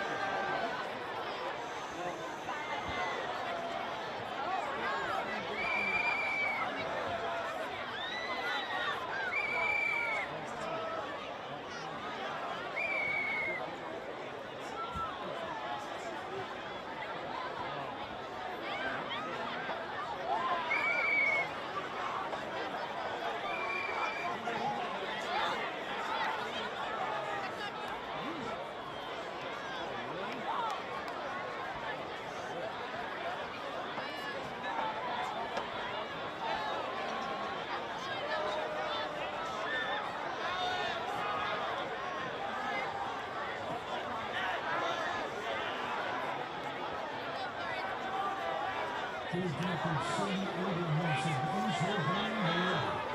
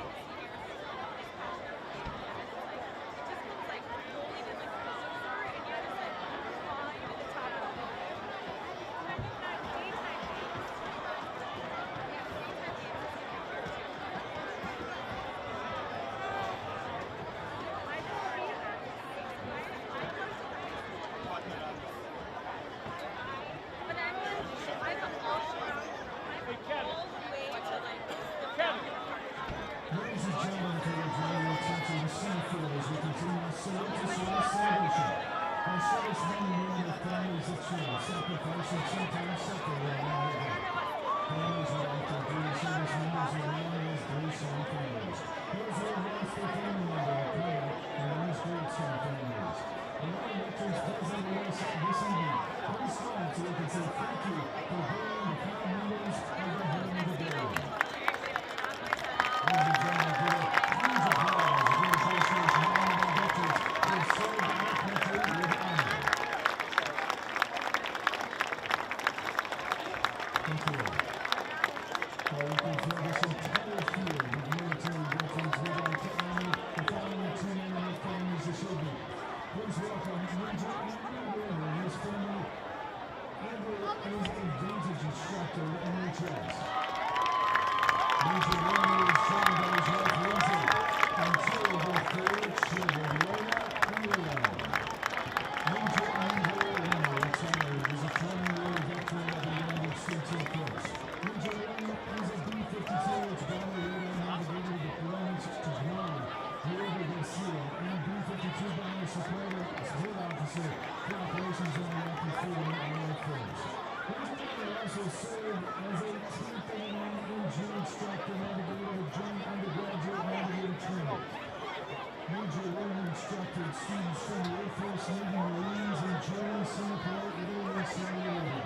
Major Warner's final assignment was at the United States Strategic Air Command, where he served as a B-52 bomber plan operations officer for Iraqi freedom and Allied forces from Africa, Iraq, Omaha, Nebraska. Please welcome now Major Andrew Warner and his family. Thank you for your service to the United States of America. We are also honored to introduce Lieutenant Aaron Schwartzer. Aaron is joined by family members Desiree, Marvin, and Kathleen Parker. As a result of a 9/11 attack on the United States and desire to do something, Aaron on his 18th birthday in October of 2001 straight into the United States Marines as an infantryman. After completing the Marine Corps boot camp in the School of Infantry, Aaron deployed with the 1st Marine Division for direct combat operations throughout all 5 combat phases of Operation Iraqi Freedom. Due to his distinguished action, Aaron 5 years awarded multiple times for valor and valor promoted meritoriously to his next orders. After returning for his full deployment with the Marines, Aaron received orders to serve at the Department of State at U.S. embassies worldwide. In 2008, Aaron and interagency effort bring work to raise and deliver over 50,000 essential items of need to orphanages and schools in the contested region of Northwest Africa. That same year, he was also selected from the top 1% of the enlisted Marine Force to earn Meritorious Officer Commissioner. Aaron returned home and attended the University of Minnesota. After completing a Marine officer permanent school and graduation from the University of Minnesota, the captain died to the Marine Corps, released Aaron to the United States Navy for service as a Naval Special Warfare Officer, SEAL, in San Diego. Aaron attended the basic underwater demolition SEAL School and self-modification training classes and his lifelong dream came true, completing SEAL training within a fully qualified Naval Special Warfare Officer. Lieutenant Schwartzer was assigned to SEAL Team 3 immediately and joined the platoon for his first Special Operations deployment in the Pacific Theater. Aaron commanded the Crisis Salute Force of the Marines.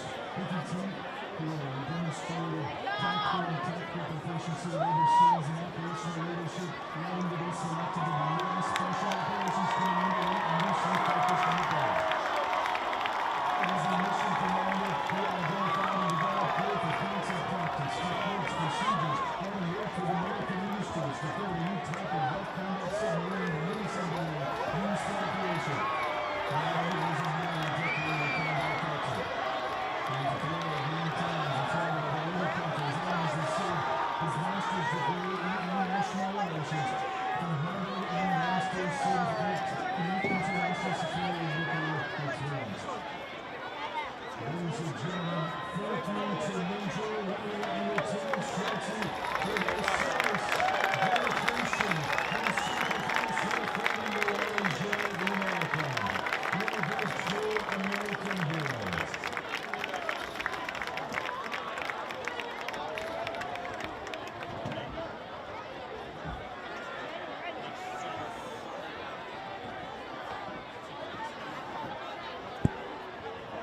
Hey, Roger. Welcome back. Thanks, Pete. Second half action about underway here. This is Peter Amstutz alongside the play-by-play man, Roger Lenahan. That's your broadcast team tonight. And you see the score there on the bottom part of the screen. Minnetonka leading 21-7. Roger, what do you think coming in the second half? Well, I would tell you that, Pete, despite the preseason ranking, right now, having Wayzata knocked off Lakeville South, and again, a lot of football left, but a little bit of an upset in the making anyway, Pete, at 21-7, but we have seen how quick Wayzata can score. So we're obviously got a lot of time left. Yeah, both teams were able to move the ball pretty effectively in that first half. You know, Wayzata got set up in pretty good field position with that first drive. It got bogged down. They ended up going for on fourth down and lost the ball on downs. Of course, I think the big turnaround play there, the momentum play, was that scoop and score, the sack by Malachi Boydie, and then the score by Milan Bobda. That was big. You know, that's a free touchdown that Minnetonka gets on the defensive side that they probably weren't counting on so much. Well, and you know, we're lucky. Restrepo, who, by the way, and I apologize, did murder his name on several occasions. Understand that he's played very well, and he's a big weapon for us. Yeah, we saw him first. I mentioned his name the very first time, I think, was on that short kickoff where they kick it to an up man, and you're like a little concerned, but. And then he's come in and played nicely there. The running back coming out of the backfield doing some nice things. When I watched him finish the White Bear Lake game, and boy, he ran hard and ran very well, and certainly distinguished himself there. So we will work hard with Restrepo, and hope that our friend Tony Wixel doesn't get more texts, but. Nonetheless, also would like to shout out to Cindy Sabella. Sabella's, and you know, she did, and we did talk about this, that Gavin graduated with Everett, and obviously Pierce is the oldest. He's a 2020 grad, and Gavin's a 21 in the middle, and of course Keegan, who we know, who's in northern Colorado now, and of course their whole family moved. Yeah. But. Certainly always great to be followed by alumni and their parents. Yeah, and, we'll miss the Zabillas here, but yeah, Cindy obviously absolutely right about her child. The one thing I would say is that Everett was in the preschool class with the older one, and then there was just kind of a combobulation there. But we say hello to all of them and to all our viewers out there. Ticking down here to about 15 seconds. So the opening kickoff, Roger, can you remember who got to kick there? I don't remember either. I believe. Oh yeah, Minnetonka kicked off because Wayzata got that big return. So I believe it will be the Skippers getting the ball. Well, and the teams are coming back on the field here, guys. And again, a lot of game left. It's 21-7 Minnetonka. It's a beautiful fall.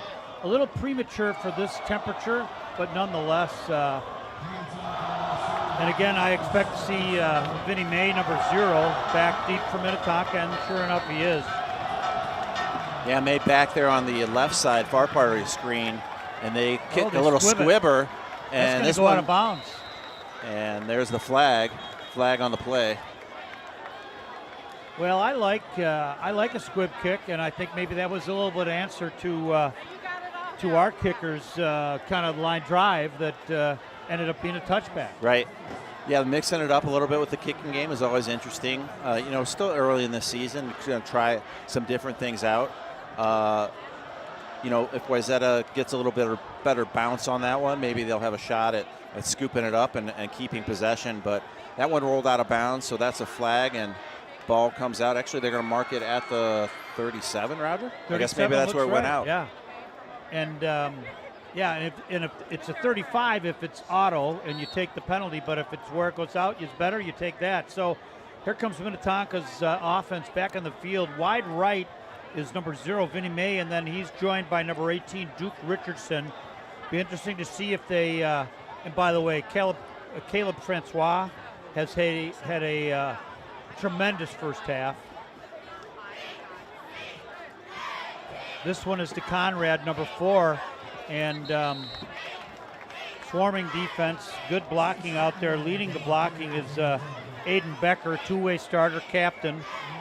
And Becker has turned into a really good football player. And it's a gain of about 7 feet.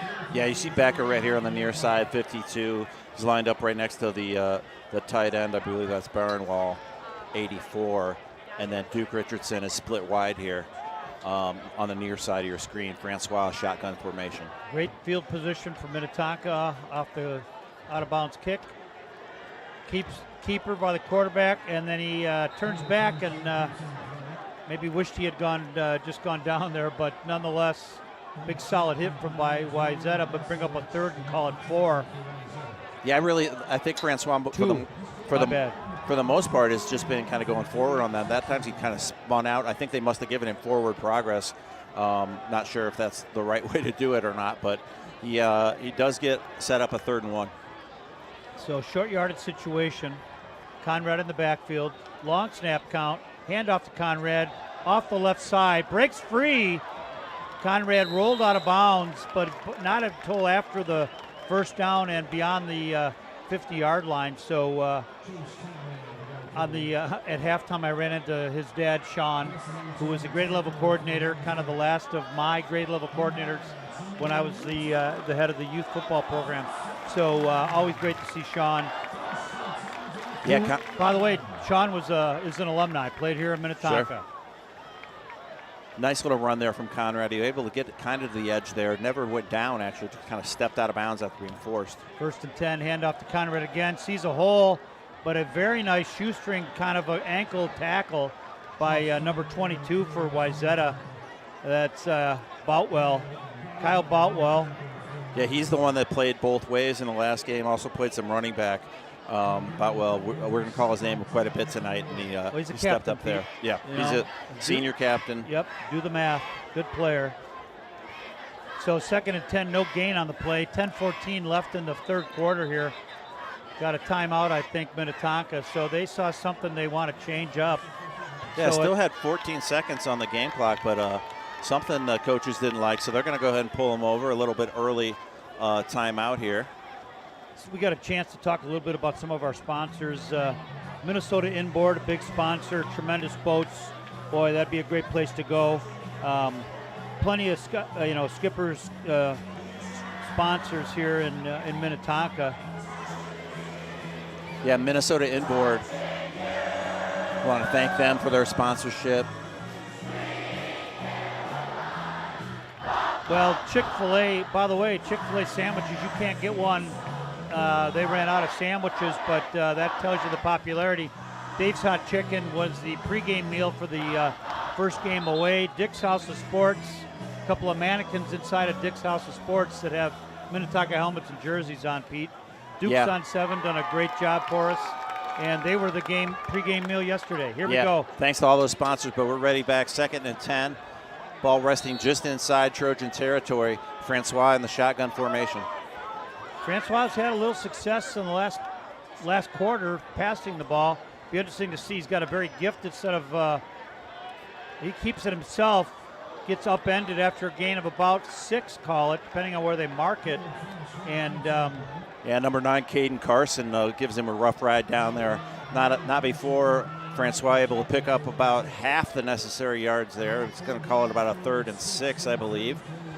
Ball on the 44-yard line as we tick under 10 minutes to go in the 3rd quarter. Well, recapping here. Wayzata scores in the 2nd quarter to bring it within 7 on a long pass play after a defensive touchdown. Big play for both teams here. It's 21-7, 3rd and 6. High snap, fake handoff, keeps it himself. 1st down, and more. Yeah, Fletcher Olness leading the way there, number 54, with a big block that paved the way for Francois. He was able to scoot his way for enough yards, and the offense has been, for the most part, pretty simple for Minnetonka. It's been Francois and Conrad, and mix in a little bit of Vinnie May on the receiving. Well, guys, our tight end, Becker, Copley, Moore, Olness, Zabzapka, boy, they've done a nice job up front. Well, I'm thinking that's going to be an offsides on the Trojans, but see if they were drawn offside. Yeah, Ben Kessler falls forward out of his nose guard position there. He's a junior, 5'10", 220, and that's going to be a free 5 yards for the Skippers. They'll take it as it moves the ball just at the 31-yard line and sets up a delicious 1st and 5 if you're an offensive coordinator. Richardson split out to the right.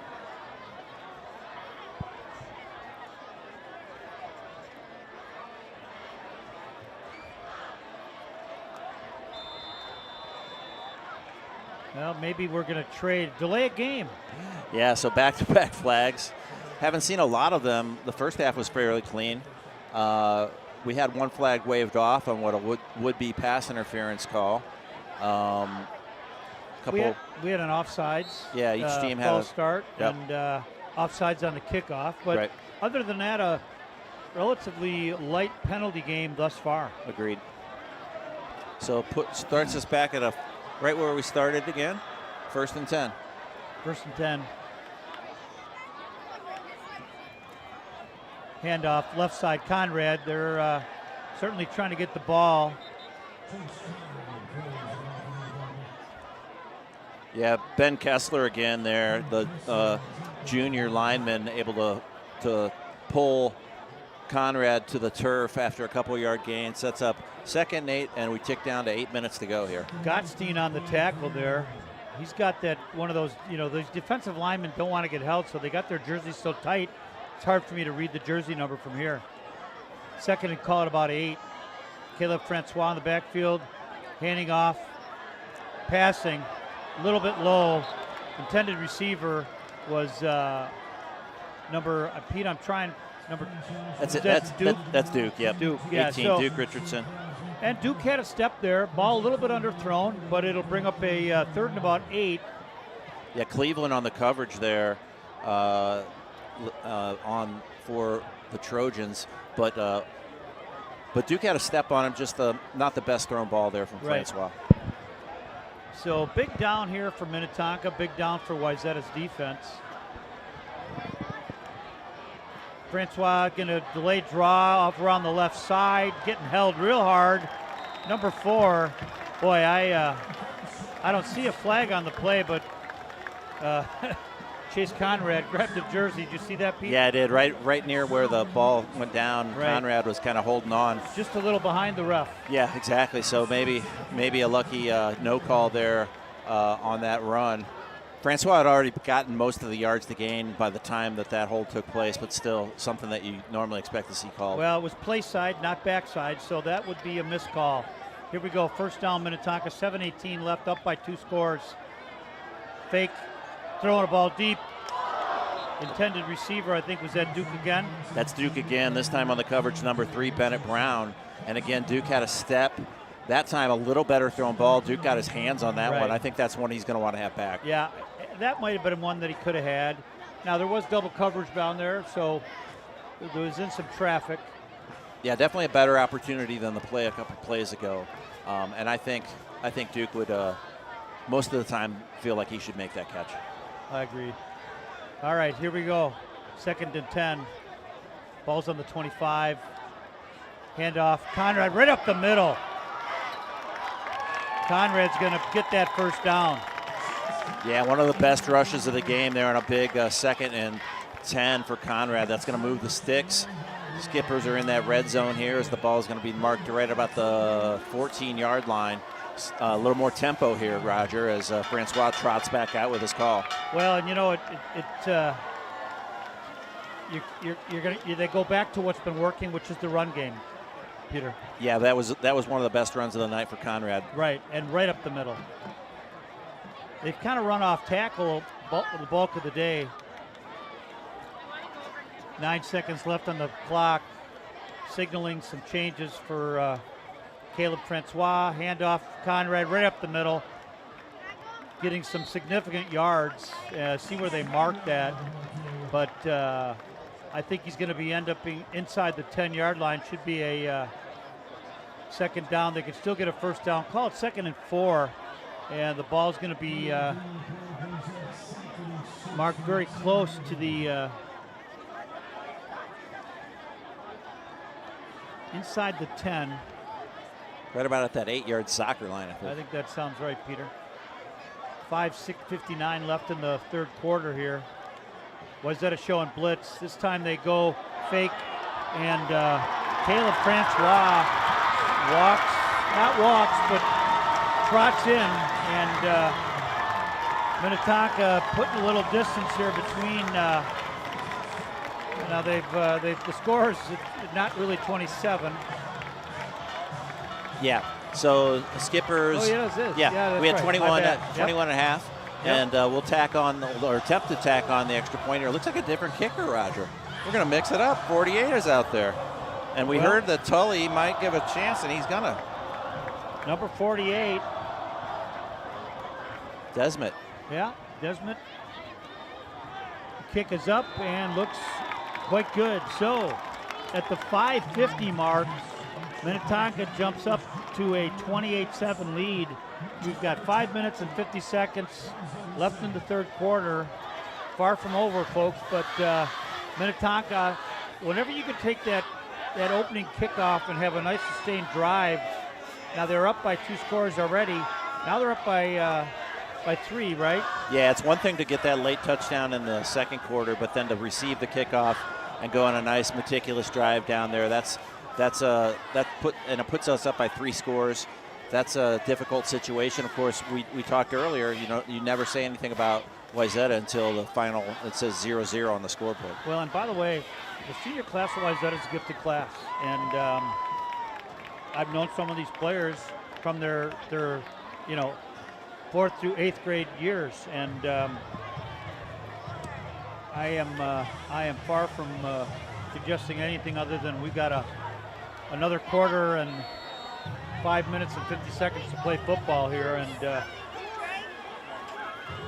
yeah, I've seen a lot of games. I don't know if I've ever seen a kicker replaced after having a very successful first half, but I think we just have two kickers that are pretty even, Roger. I believe that's what's happening. That could be the read. Now Chip Scott in, of course, to do the kicking duties here, and Scott's kick. This one is a very high one. Going to be fielded at about the 10-yard line. And wow. Not only did he break that tackle, tremendous effort, second effort, number 16 for Wayzata, Neves, and call that Brown, Jackson Brown.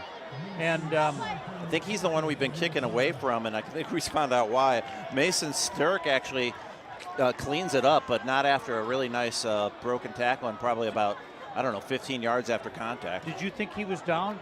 I thought he was wrapped up. I don't know if his knee ever hit the ground. No, I don't believe that. I'm not saying he should have been called down. I'm saying I thought the play tackle was over. Made. Yeah, exactly. Me too. So significant play by Jax Brown.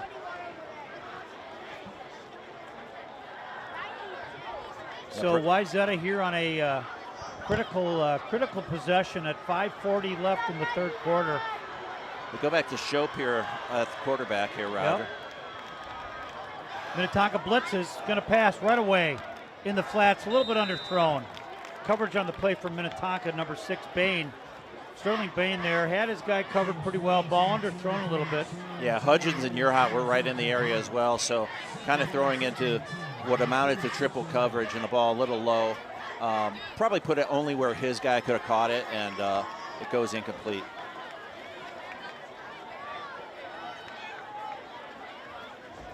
Contrasting Minnetonka's upbeat kind of tempo offense, Wayzata content to look at the sidelines, get a play in, a little different.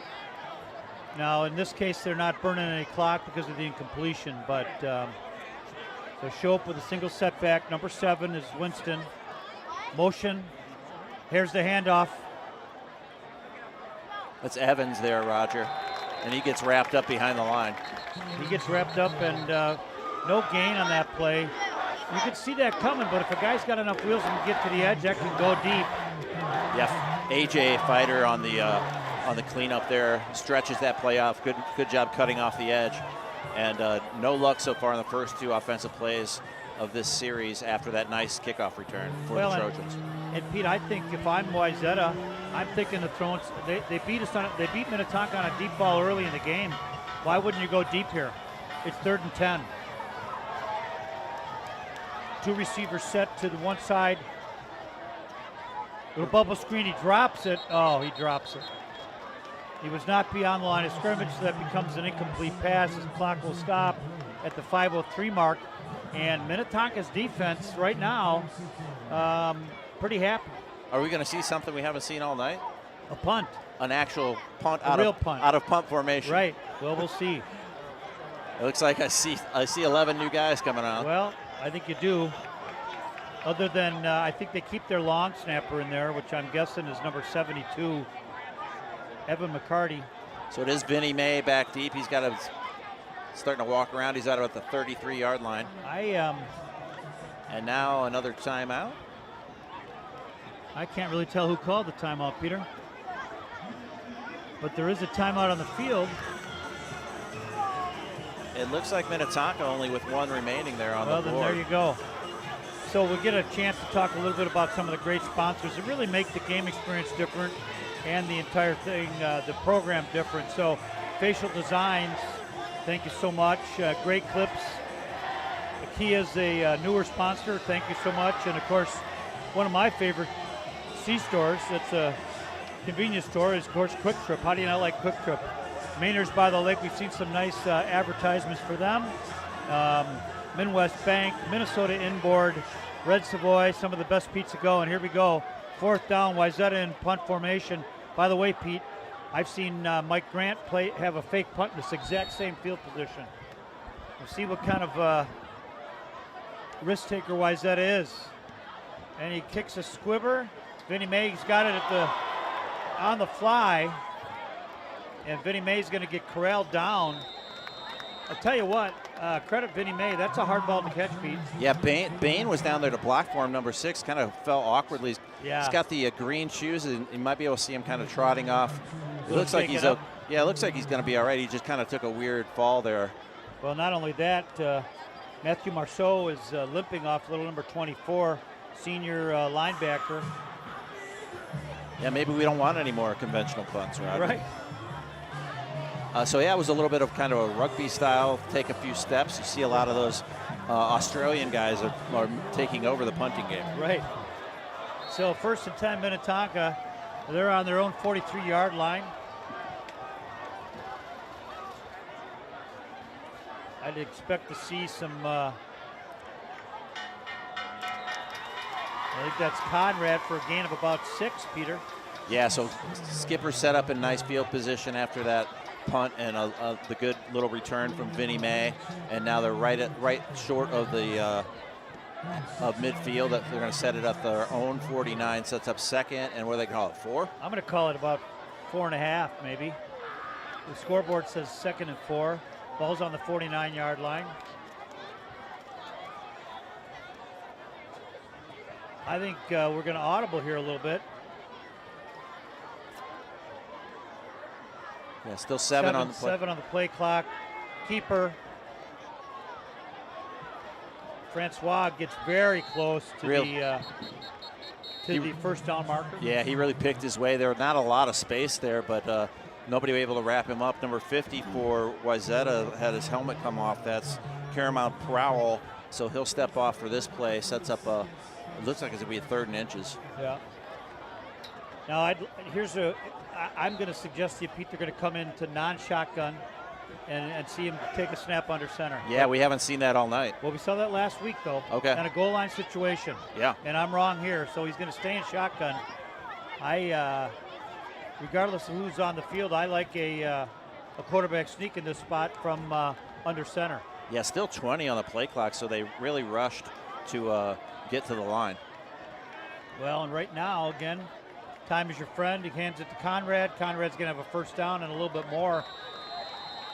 So at the 3:30 mark, 28-7 Minnetonka, it'll be a 1st down inside. Tell you what, you just hate to see a guy, especially number 4, Chase Conrad there, but I think he was just, oh no, he does limping a little bit. So we're probably going to get a chance to right our wrong here, Pete, with Restrepo, right? Yeah, he's coming in, number 15. It looks like he'll replace a shaken up Chase Conrad. He was able to come off under his own power, but he's definitely favoring the left leg there as he finds a spot on the bench here on the near side. I'm thinking left ankle there, and maybe that got turned over or whatever. Yeah, But, he's been the bell cow tonight. 1st and 10. Ball on the 43-yard line. Caleb Francois, the junior quarterback, hands off. And a little hesitation, and then a burst. Well, a late flag, and that's be interesting to see. Those are typically personal fouls at that point, Peter. Yeah, We'll see what they have to call. Wait for the indication. Personal foul, face mask, Wayzata. So, and we'll see if that's a flagrant or not, but I think a personal foul is always going to be the 15, right, Roger? So yeah, they're going to march it all the way to about the 20-yard line. A 15-yard penalty. That's a backbreaker there for the Trojans. Can't give up that kind of field position. Obviously, probably not intentional. Right. Just kind of happens from time to time in a game. You get your hand up there, the official sees it, and you're going to get whistled for it. So that does stop the clock. Actually, they're going to reboot it here with 2:50 to go, third quarter. Skipper's in control and marching. Ball's on the 21, 1st and 10 for Minnetonka, up 28-7. Conrad, I think, tweaked that left ankle. Restrepo in. Handoff to Restrepo, left side. I think he's going to get at least 5 on that one, Peter. Yeah, Griffin Moore, Aiden Zabzalka, that front line just doing the job. You know, we don't call their names probably as often as we should, but we're trying to give them the credit that they richly deserve, because these running plays don't come just because of Francois or the running backs. No. They're coming because of that hard work up front by those 5, as well as those tight ends. Roger, you mentioned them. They're tucked in there really close. And They are. Second and about 4. This time, Restrepo gets kind of tackled. He falls forward, gets probably close to the, but knifing in, I think, what do you get, Pete, 50 for Wayzata? I had number 9 Carson, Okay. but I could be wrong too. It was tough to tell. Well, outside linebacker, I think that's where he would have come from. So no gain on the play. 1:30 left in the third quarter. Ball's on the 16-yard line. Interesting to see what Minnetonka runs on a 3rd and about 5 in the red zone here. Hands off Restrepo. Gonna have had that first down from where I can see it, Peter. Yeah, far side officials marking him well past the line to gain. So we're going to have a 1st and goal opportunity here. I want to shout out to Amy Barth, who texted me and listening tonight. Longtime operations manager of the youth football program. Yeah, we miss Amy. Where is she tonight? She's watching from the safety and sanctity of a Burnsville home, I believe. Handoff for Restrepo again. Nice hole on the right side. He changes directions completely. Flag on the play. I would suggest that the flag came in after the touchdown, but we'll see what the call is. That's typically a hold, Peter. Yeah, it does look like it's going to stand. As Restrepo, beautiful cutback there. It looked like the play was over. No, it's going to come back, Pete. Oh, I'm wrong. Yeah, and if it had been a personal foul, and after the touchdown, then it would have been assessed, on the PAT or the kickoff. But in this case, they're going to have to do that over again, I think. All right, so wipe off that score. It's still 28-7. We're down to 35 seconds in the third quarter.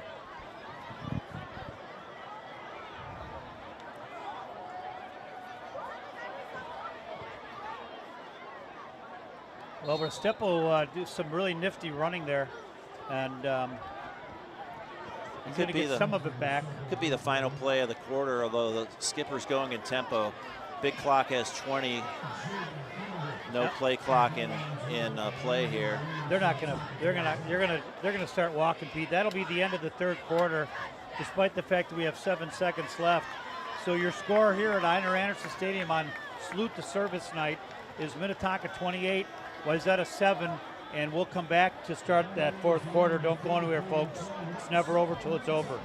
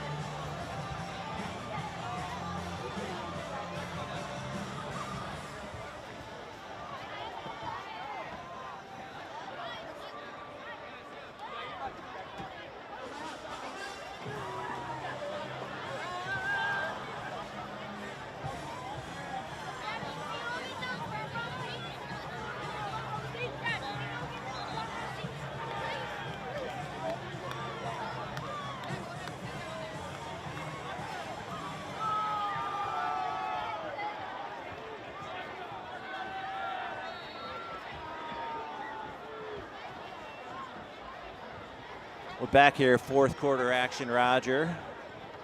As All right, folks. Sorry, we've got a second goal. fake handoff.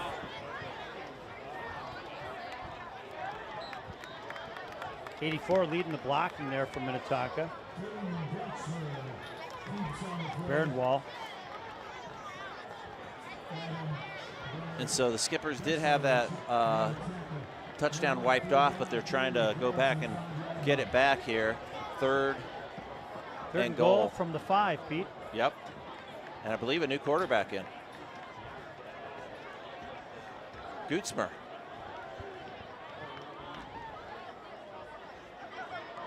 Well, we might have a chance to try the field goal kicker, Pete.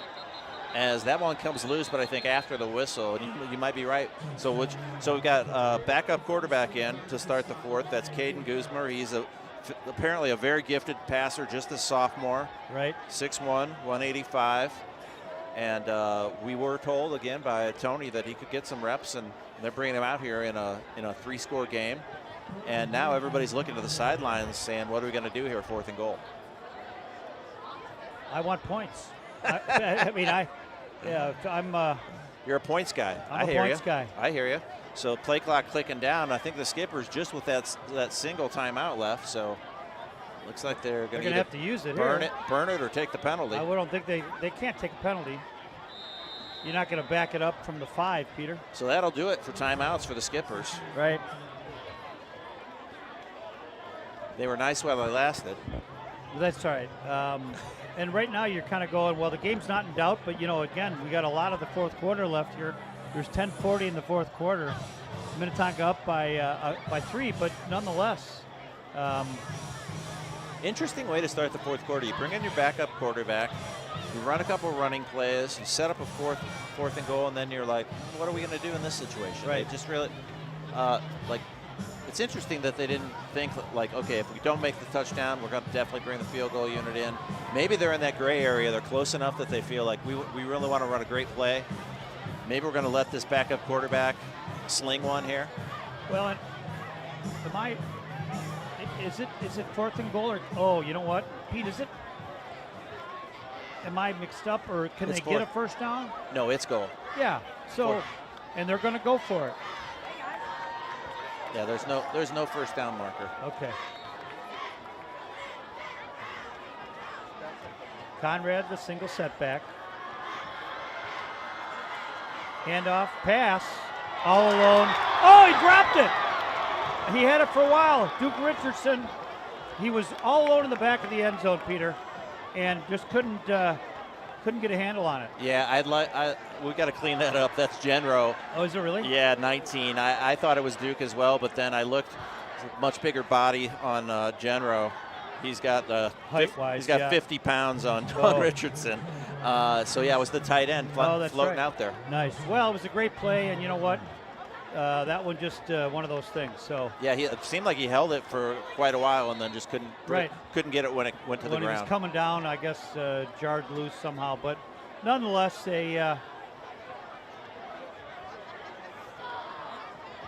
little topsy-turvy drive, but the big play was the oh, now we're going to have an offsides defense. So right side of the defensive line jumps. We got to be starting looking for some personnel changes a little bit, Peter. Yeah, that's true. We already saw the backup quarterback coming in. Genro was targeted for the first time there on the end of that drive. I'm looking at the defensive line. Caleb Taylor's still out there. Yep. And I still see Bobda. Bobda's there. So yep. I don't think there's been a lot of defensive changes yet.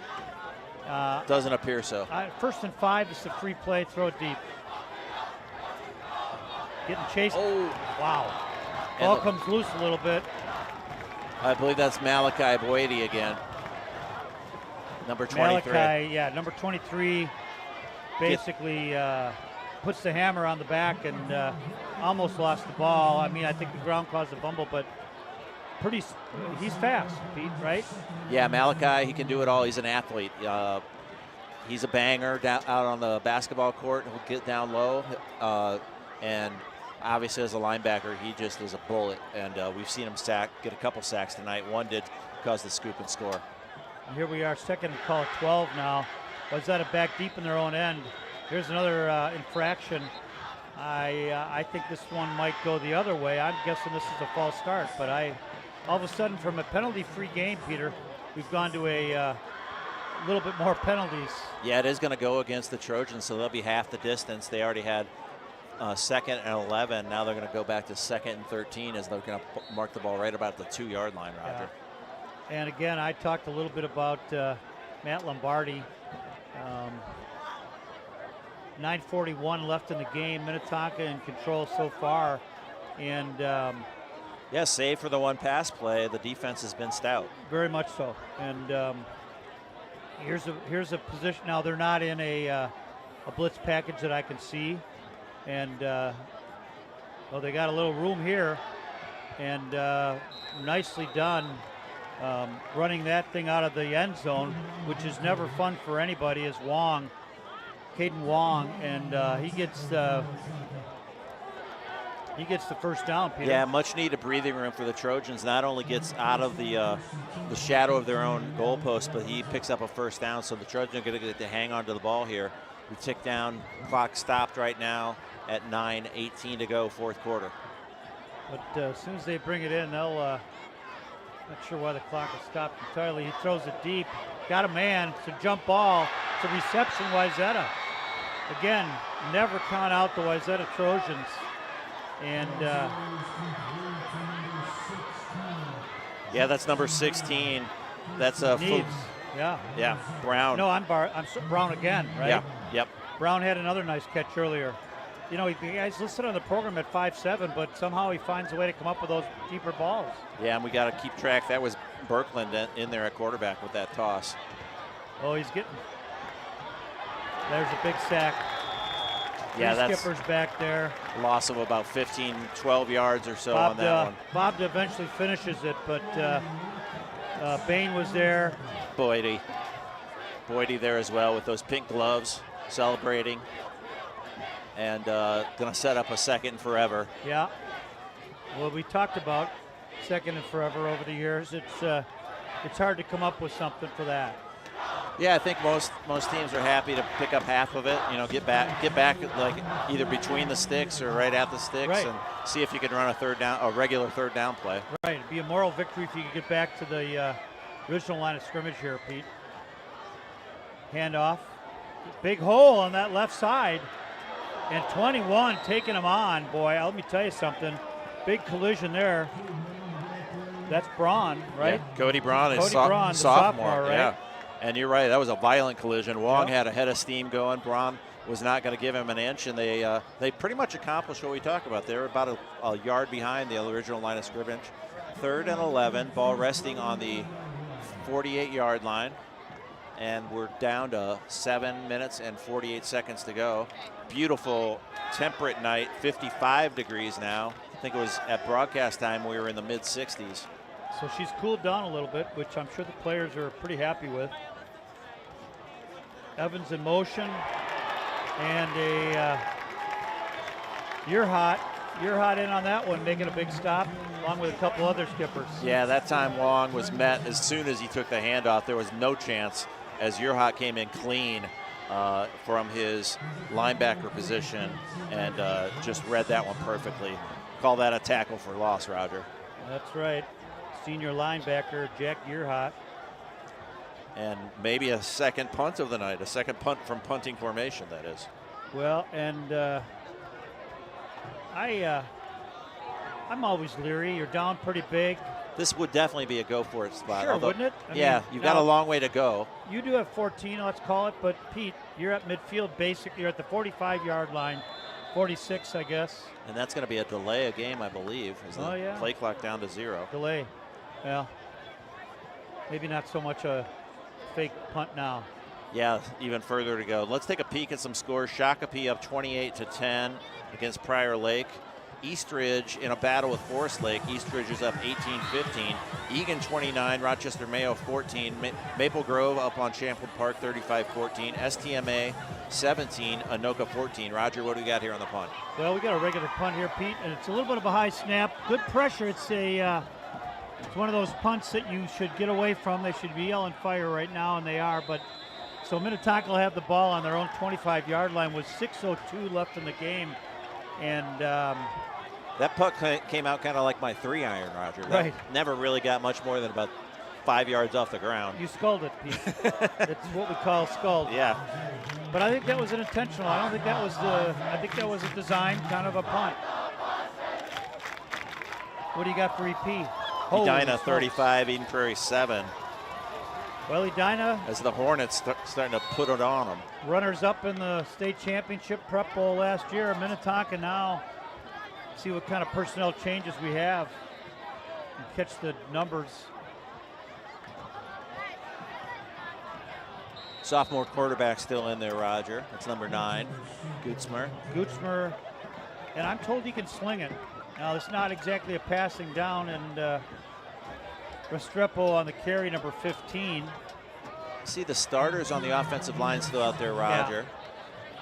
And the skill positions, we still have Duke spread out here wide to the right side. So other than the backup quarterback, Roger, looks like the starter's still in there. Right. Gutzmer's going to be coached to take every second of that 25-second play clock. He does. He keeps it himself. And tough run. Bent forward kind of awkwardly for Caden Gutzmer, but moves the to about a 3rd and call it 4. Interesting position here for the skippers. Again, in up tempo, but be shocked if they didn't wait till the 4 or 5 seconds left in the play clock. They got 19 on the play clock now.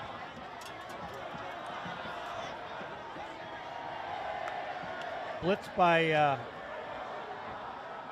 Wayzata. Gutzmer, nice hard run. He really looked like he was run. stopped behind the line. He just kept moving forward, and he's really close to the line to gain. The far side official, I think, has him with the first down, and he's moving the sticks. He does, Pete. So that looked like a nothing play, and losing his helmet there is the backup quarterback, Gutzmer. So I think we're going to have to get a 3rd-string quarterback coming in, Logan Colts. Well, nice. And, also I saw check in on the line was number 72, last name Johnson. So Johnson in for Minnetonka on the line. And Colts at quarterback. All right. Well, lots of changes here, Peter. Colts hands off. Gutzmer with the stiff arm and kept running, but flag behind the play, Roger. Okay, that's typically a hold. Let's take a look. It is a hold, Pete, in fact. At some of these games, the refs are mic'd, Yeah. And Tony was saying he could hear the officials, and I was like, how? Exactly. I know you got your window open, Tony, but he's got some supersonic hearing over there. Well, we got these new headphones on, but Kingston Hamblin is coming in from Minnetonka, junior, 6'4", 285 offensive lineman. Yeah, so defending state champs Centennial, they're down 16-13 against Blaine right now. Wow. It's a little bit of a shocker. Eastview and Roseville in a rock fight, 9-6. I think we might have a new running back. Nope, maybe 15 still in there. My bad. Restrepo, and nothing going there. 86 and 14 check in for Minnetonka.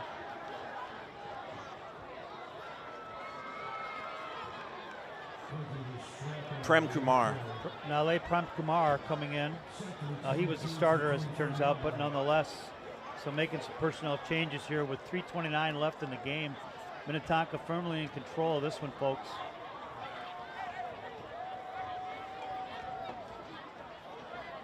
And Minnetonka going to dutifully kind of get that 25-second clock down to at least under 10 before they snap the ball. Wayzata's got all 3 timeouts left. A little bit of a handoff snafu, but number 78 for Minnetonka, Mike Woodberg coming in. And we're down under 3 minutes, Rogers. Skipper's up 3 scores and doing their best to drain the clock here with a handful of backups, more and more backups coming in, and we must have a timeout. The only team that has a timeout is Wayzata, so we're going to call it for them. Fletcher Olness had checked out, so the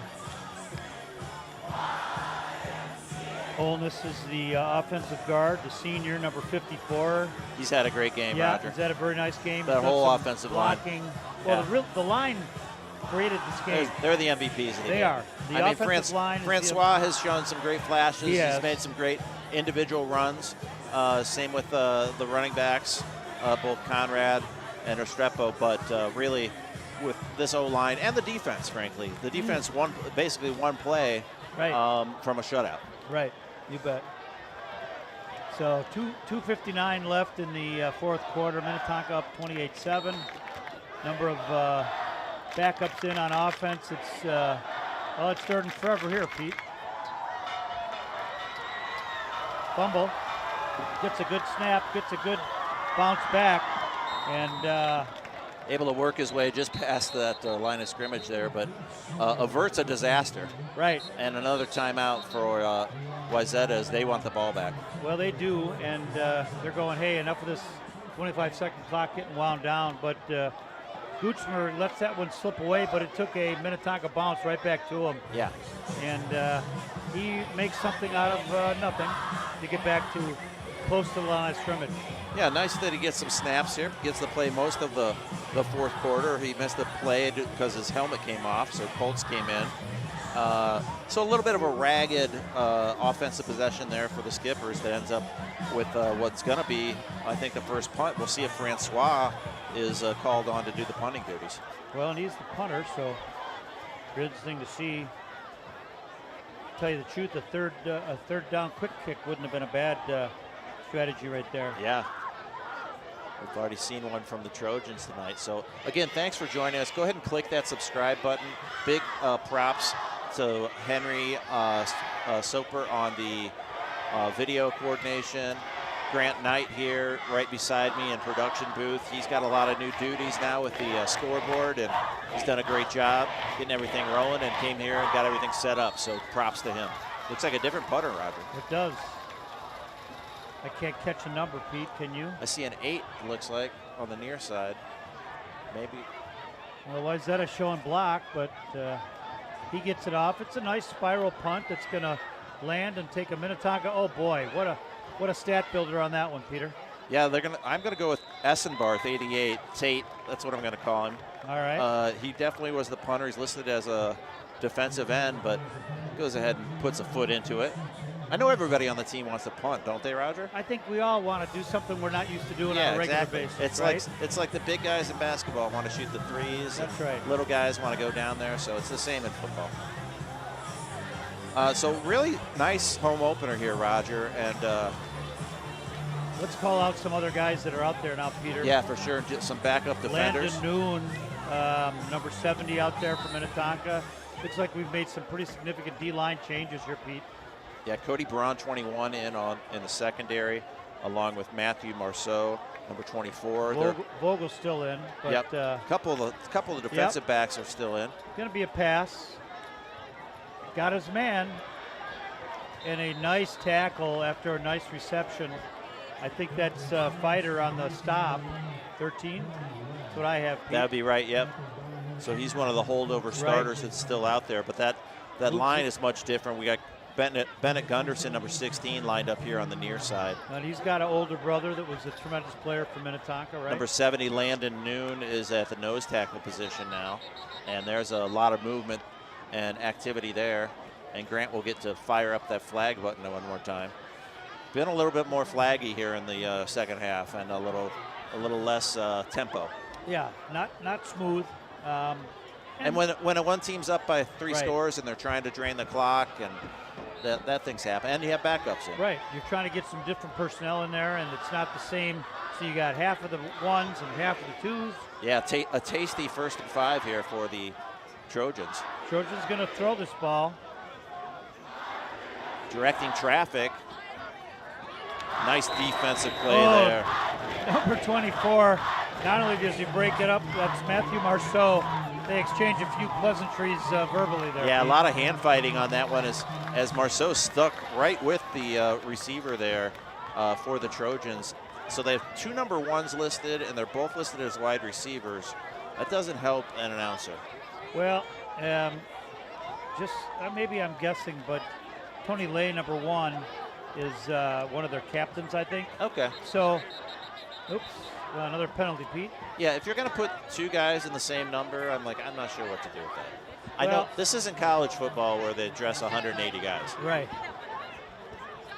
Well, somehow that one's going to go against Minnetonka, and it's enough yardage to move the sticks. Yeah, so, if you're having trouble falling asleep later tonight, you can rewind and watch about the last 5 minutes of this game. Yeah, she's a bit of a yawner and a little bit herky-jerky, but nonetheless, Minnetonka, barring a minor miracle here, is going to come out with a win. A lot of time back there. He's going to run out of the, he shuttles it forward. I think that'll be interesting to see if they consider that an incomplete pass or if he was out of bounds, Pete. I think that far side official is going to mark him out of bounds at the spot, so a loss of a couple yards rather than the incomplete pass. That's still Berkland out there, so I would argue that he's taken the majority of snaps, even though Shope was the starter. Right. They have mixed it up. If we don't, pardon me, Peter, I apologize. No for problem. Stepping on top. We don't know the condition of Shope, right? Sure. He Great took point. that big hit. Yeah, he could good. be Absolutely dinged up. Well stated. Oops, we're offsides there, Pete. And the flag button gets another workout from Grant. Well, that was maybe during this, sorry, Roger, maybe during this break we can tell viewers next week, the Edina game, you're going to have to flip over to the Care 11 YouTube page. Care 11 will be carrying the game. That'll be their special feature ball game of the night. Care 11 game of the week, Pete.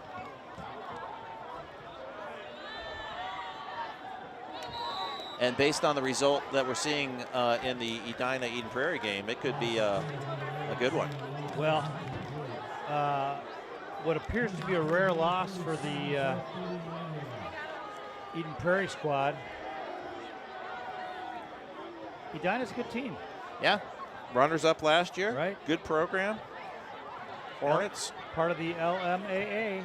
And it is 35-14 now as Eden Prairie has cracked it back to a 3-score game, but only 6 minutes left there at the Edina Community Center. Lakeville North up 24-21 on Rosemount. Anoka 21-17 on STMA. Maple Grove 35-14, and here's the snap, Roger. Here we go. Going to be a pass, big rush. He's going to just take it himself and get back to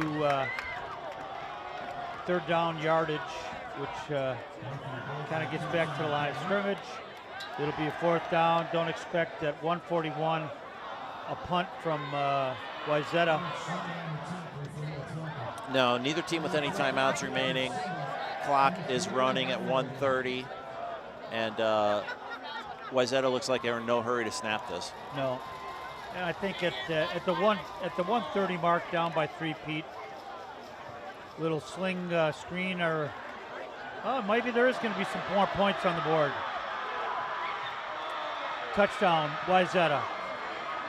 So the box score is going to look a little different. Yeah, nice little designed play. Yeah, a little bubble, Right. basically a Mahomes-looking sidearm sling there. Right. Very nice, and yeah, hats off to the offensive coordinator and the play calling there as they took their time. They got the score, and it is 28-13, and I'm guessing we'll see an onside kick after this extra point attempt. Why not?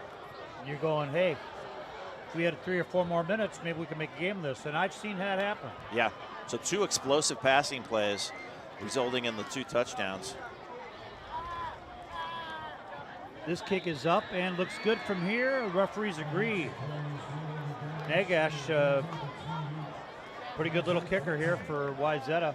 Yeah, he got the field goal, 30-yard field goal in the last week's game. He's converted both extra points. He's looked good on the kickoff. So we do have a little bit of drama here. Just 72 seconds left, but suspect that Wayzata will attempt an onside kick. They got the Journey music playing now, Roger. I don't know if you can hear it. Oh, I can hear the Journey music. I wonder if the listening audience would like me to sing along. Probably not. We could put the microphone out. We turn the shotgun mic off, listen to the students sing it. Well, maybe some people have eaten recently, and so we wouldn't want to upset their stomachs. So, good point. As Pete says, 1:12 left in this contest, and I'm guessing Minnetonka is going to bring their hands teams out. And Wayzata never going to give up. And I think there's about a 95% certainty that they will kick an onside kick here with 1:12 left. And you never know, Pete. 1:12 is plenty enough time if they get the ball to get another score. Yeah, visiting stands have thinned out a little bit, but still some support over there for the Trojans. And looks like they're lining up for the onside. Well, and it's batted around there. And tell you what, Pete, I think Wayzata might have this one. We'll see what the referees call. No, what? Minnetonka is going to retain possession. Although I thought that one was in doubt a little bit. Yeah, it was rambling around on the ground. It got past sort of the first line of the hands team. But somewhat, I see Boydie celebrating out there. May have been part of that, along with Noah Barenwald out there. A couple of starters out there on the hands team. Yeah. And Boydie talking to one of his coaches, getting a nice congratulations. So he must have been involved there, and he's been involved all night. Well, and he's talking to Ishmael Karan, one of the defensive coaches who played here. Sure. And was a power to be reckoned with. Yeah, we'll see who we got back there taking the snap. This might be Colts again. He takes a knee, Pete. Yeah, it is Logan. So Logan gets called on to close it out. He got called in here a little bit earlier when Gutzmer's helmet popped off, and Colts will trot over to the sideline.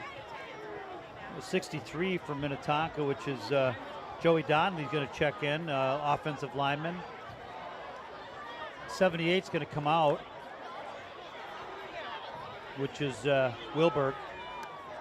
So we're down under 35. This will be the last snap, Roger. Yeah, it will, Pete. And he takes a knee, and nobody's trying, and this one's going to go into the record books. Play clock's got 40 seconds on there. Minnetonka already on the field a little prematurely. But the Bay Bell will stay with Minnetonka, Peter. Yeah, that's nice. Well, I don't know, do they bring it out right now? They do, Pete. What's the tradition? It'll come right out now. All right, so we'll get to see it. Roger, any final thoughts here before we wrap things up? Well, I had talked to some pretty knowledgeable football guys who, after Wayzata beats Lakeville South, called this one a underdog Minnetonka team, but they are absolutely wrong. Although the score is going to be 28-14, this was really a 3-score game for Minnetonka, and really proud of the offensive line and the defensive line for stopping 2 quality ball clubs here, and it's a real big victory for the Skippers to start the season 2-0. And yeah, Bay Bell looks like it's out there now. I hope Henry can get a picture of that one. Sit in front of the student section as I think that's Duke Richardson is up there, some of the other seniors. Yeah, I recognize Duke as the rest of the team. It's right in front of we probably can't see it, Roger, because we're being blocked. Stands. We're being blocked by the students.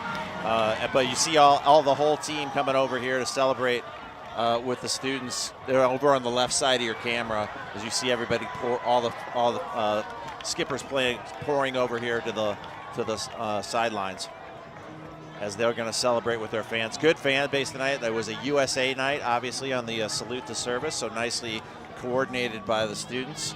Well, look at the coaching staff's got the salute to service sweatshirts on. Yeah, so Wixo had one of those as well. Very nice looking. Camouflage, sort of beige color. Nice look with the USA logo. And as fans start to file out, it's a 28-14 victory. And again, we'll be on KARE 11 next week, Roger. Well, it should be a great game. And again, Edina taking care of business today so far. And that would probably, I'm not even sure that's an upset, Peter, but nonetheless, your final here from Einar Anderson Stadium, Minnetonka 28, Wayzata 14. On behalf of Peter, Grant, and Henry, it's been a great game. Thanks for joining us. We'll see you next week. And if you like the clock, just text Tony Wixo, who did the clock. Good night, everybody. Drive safe.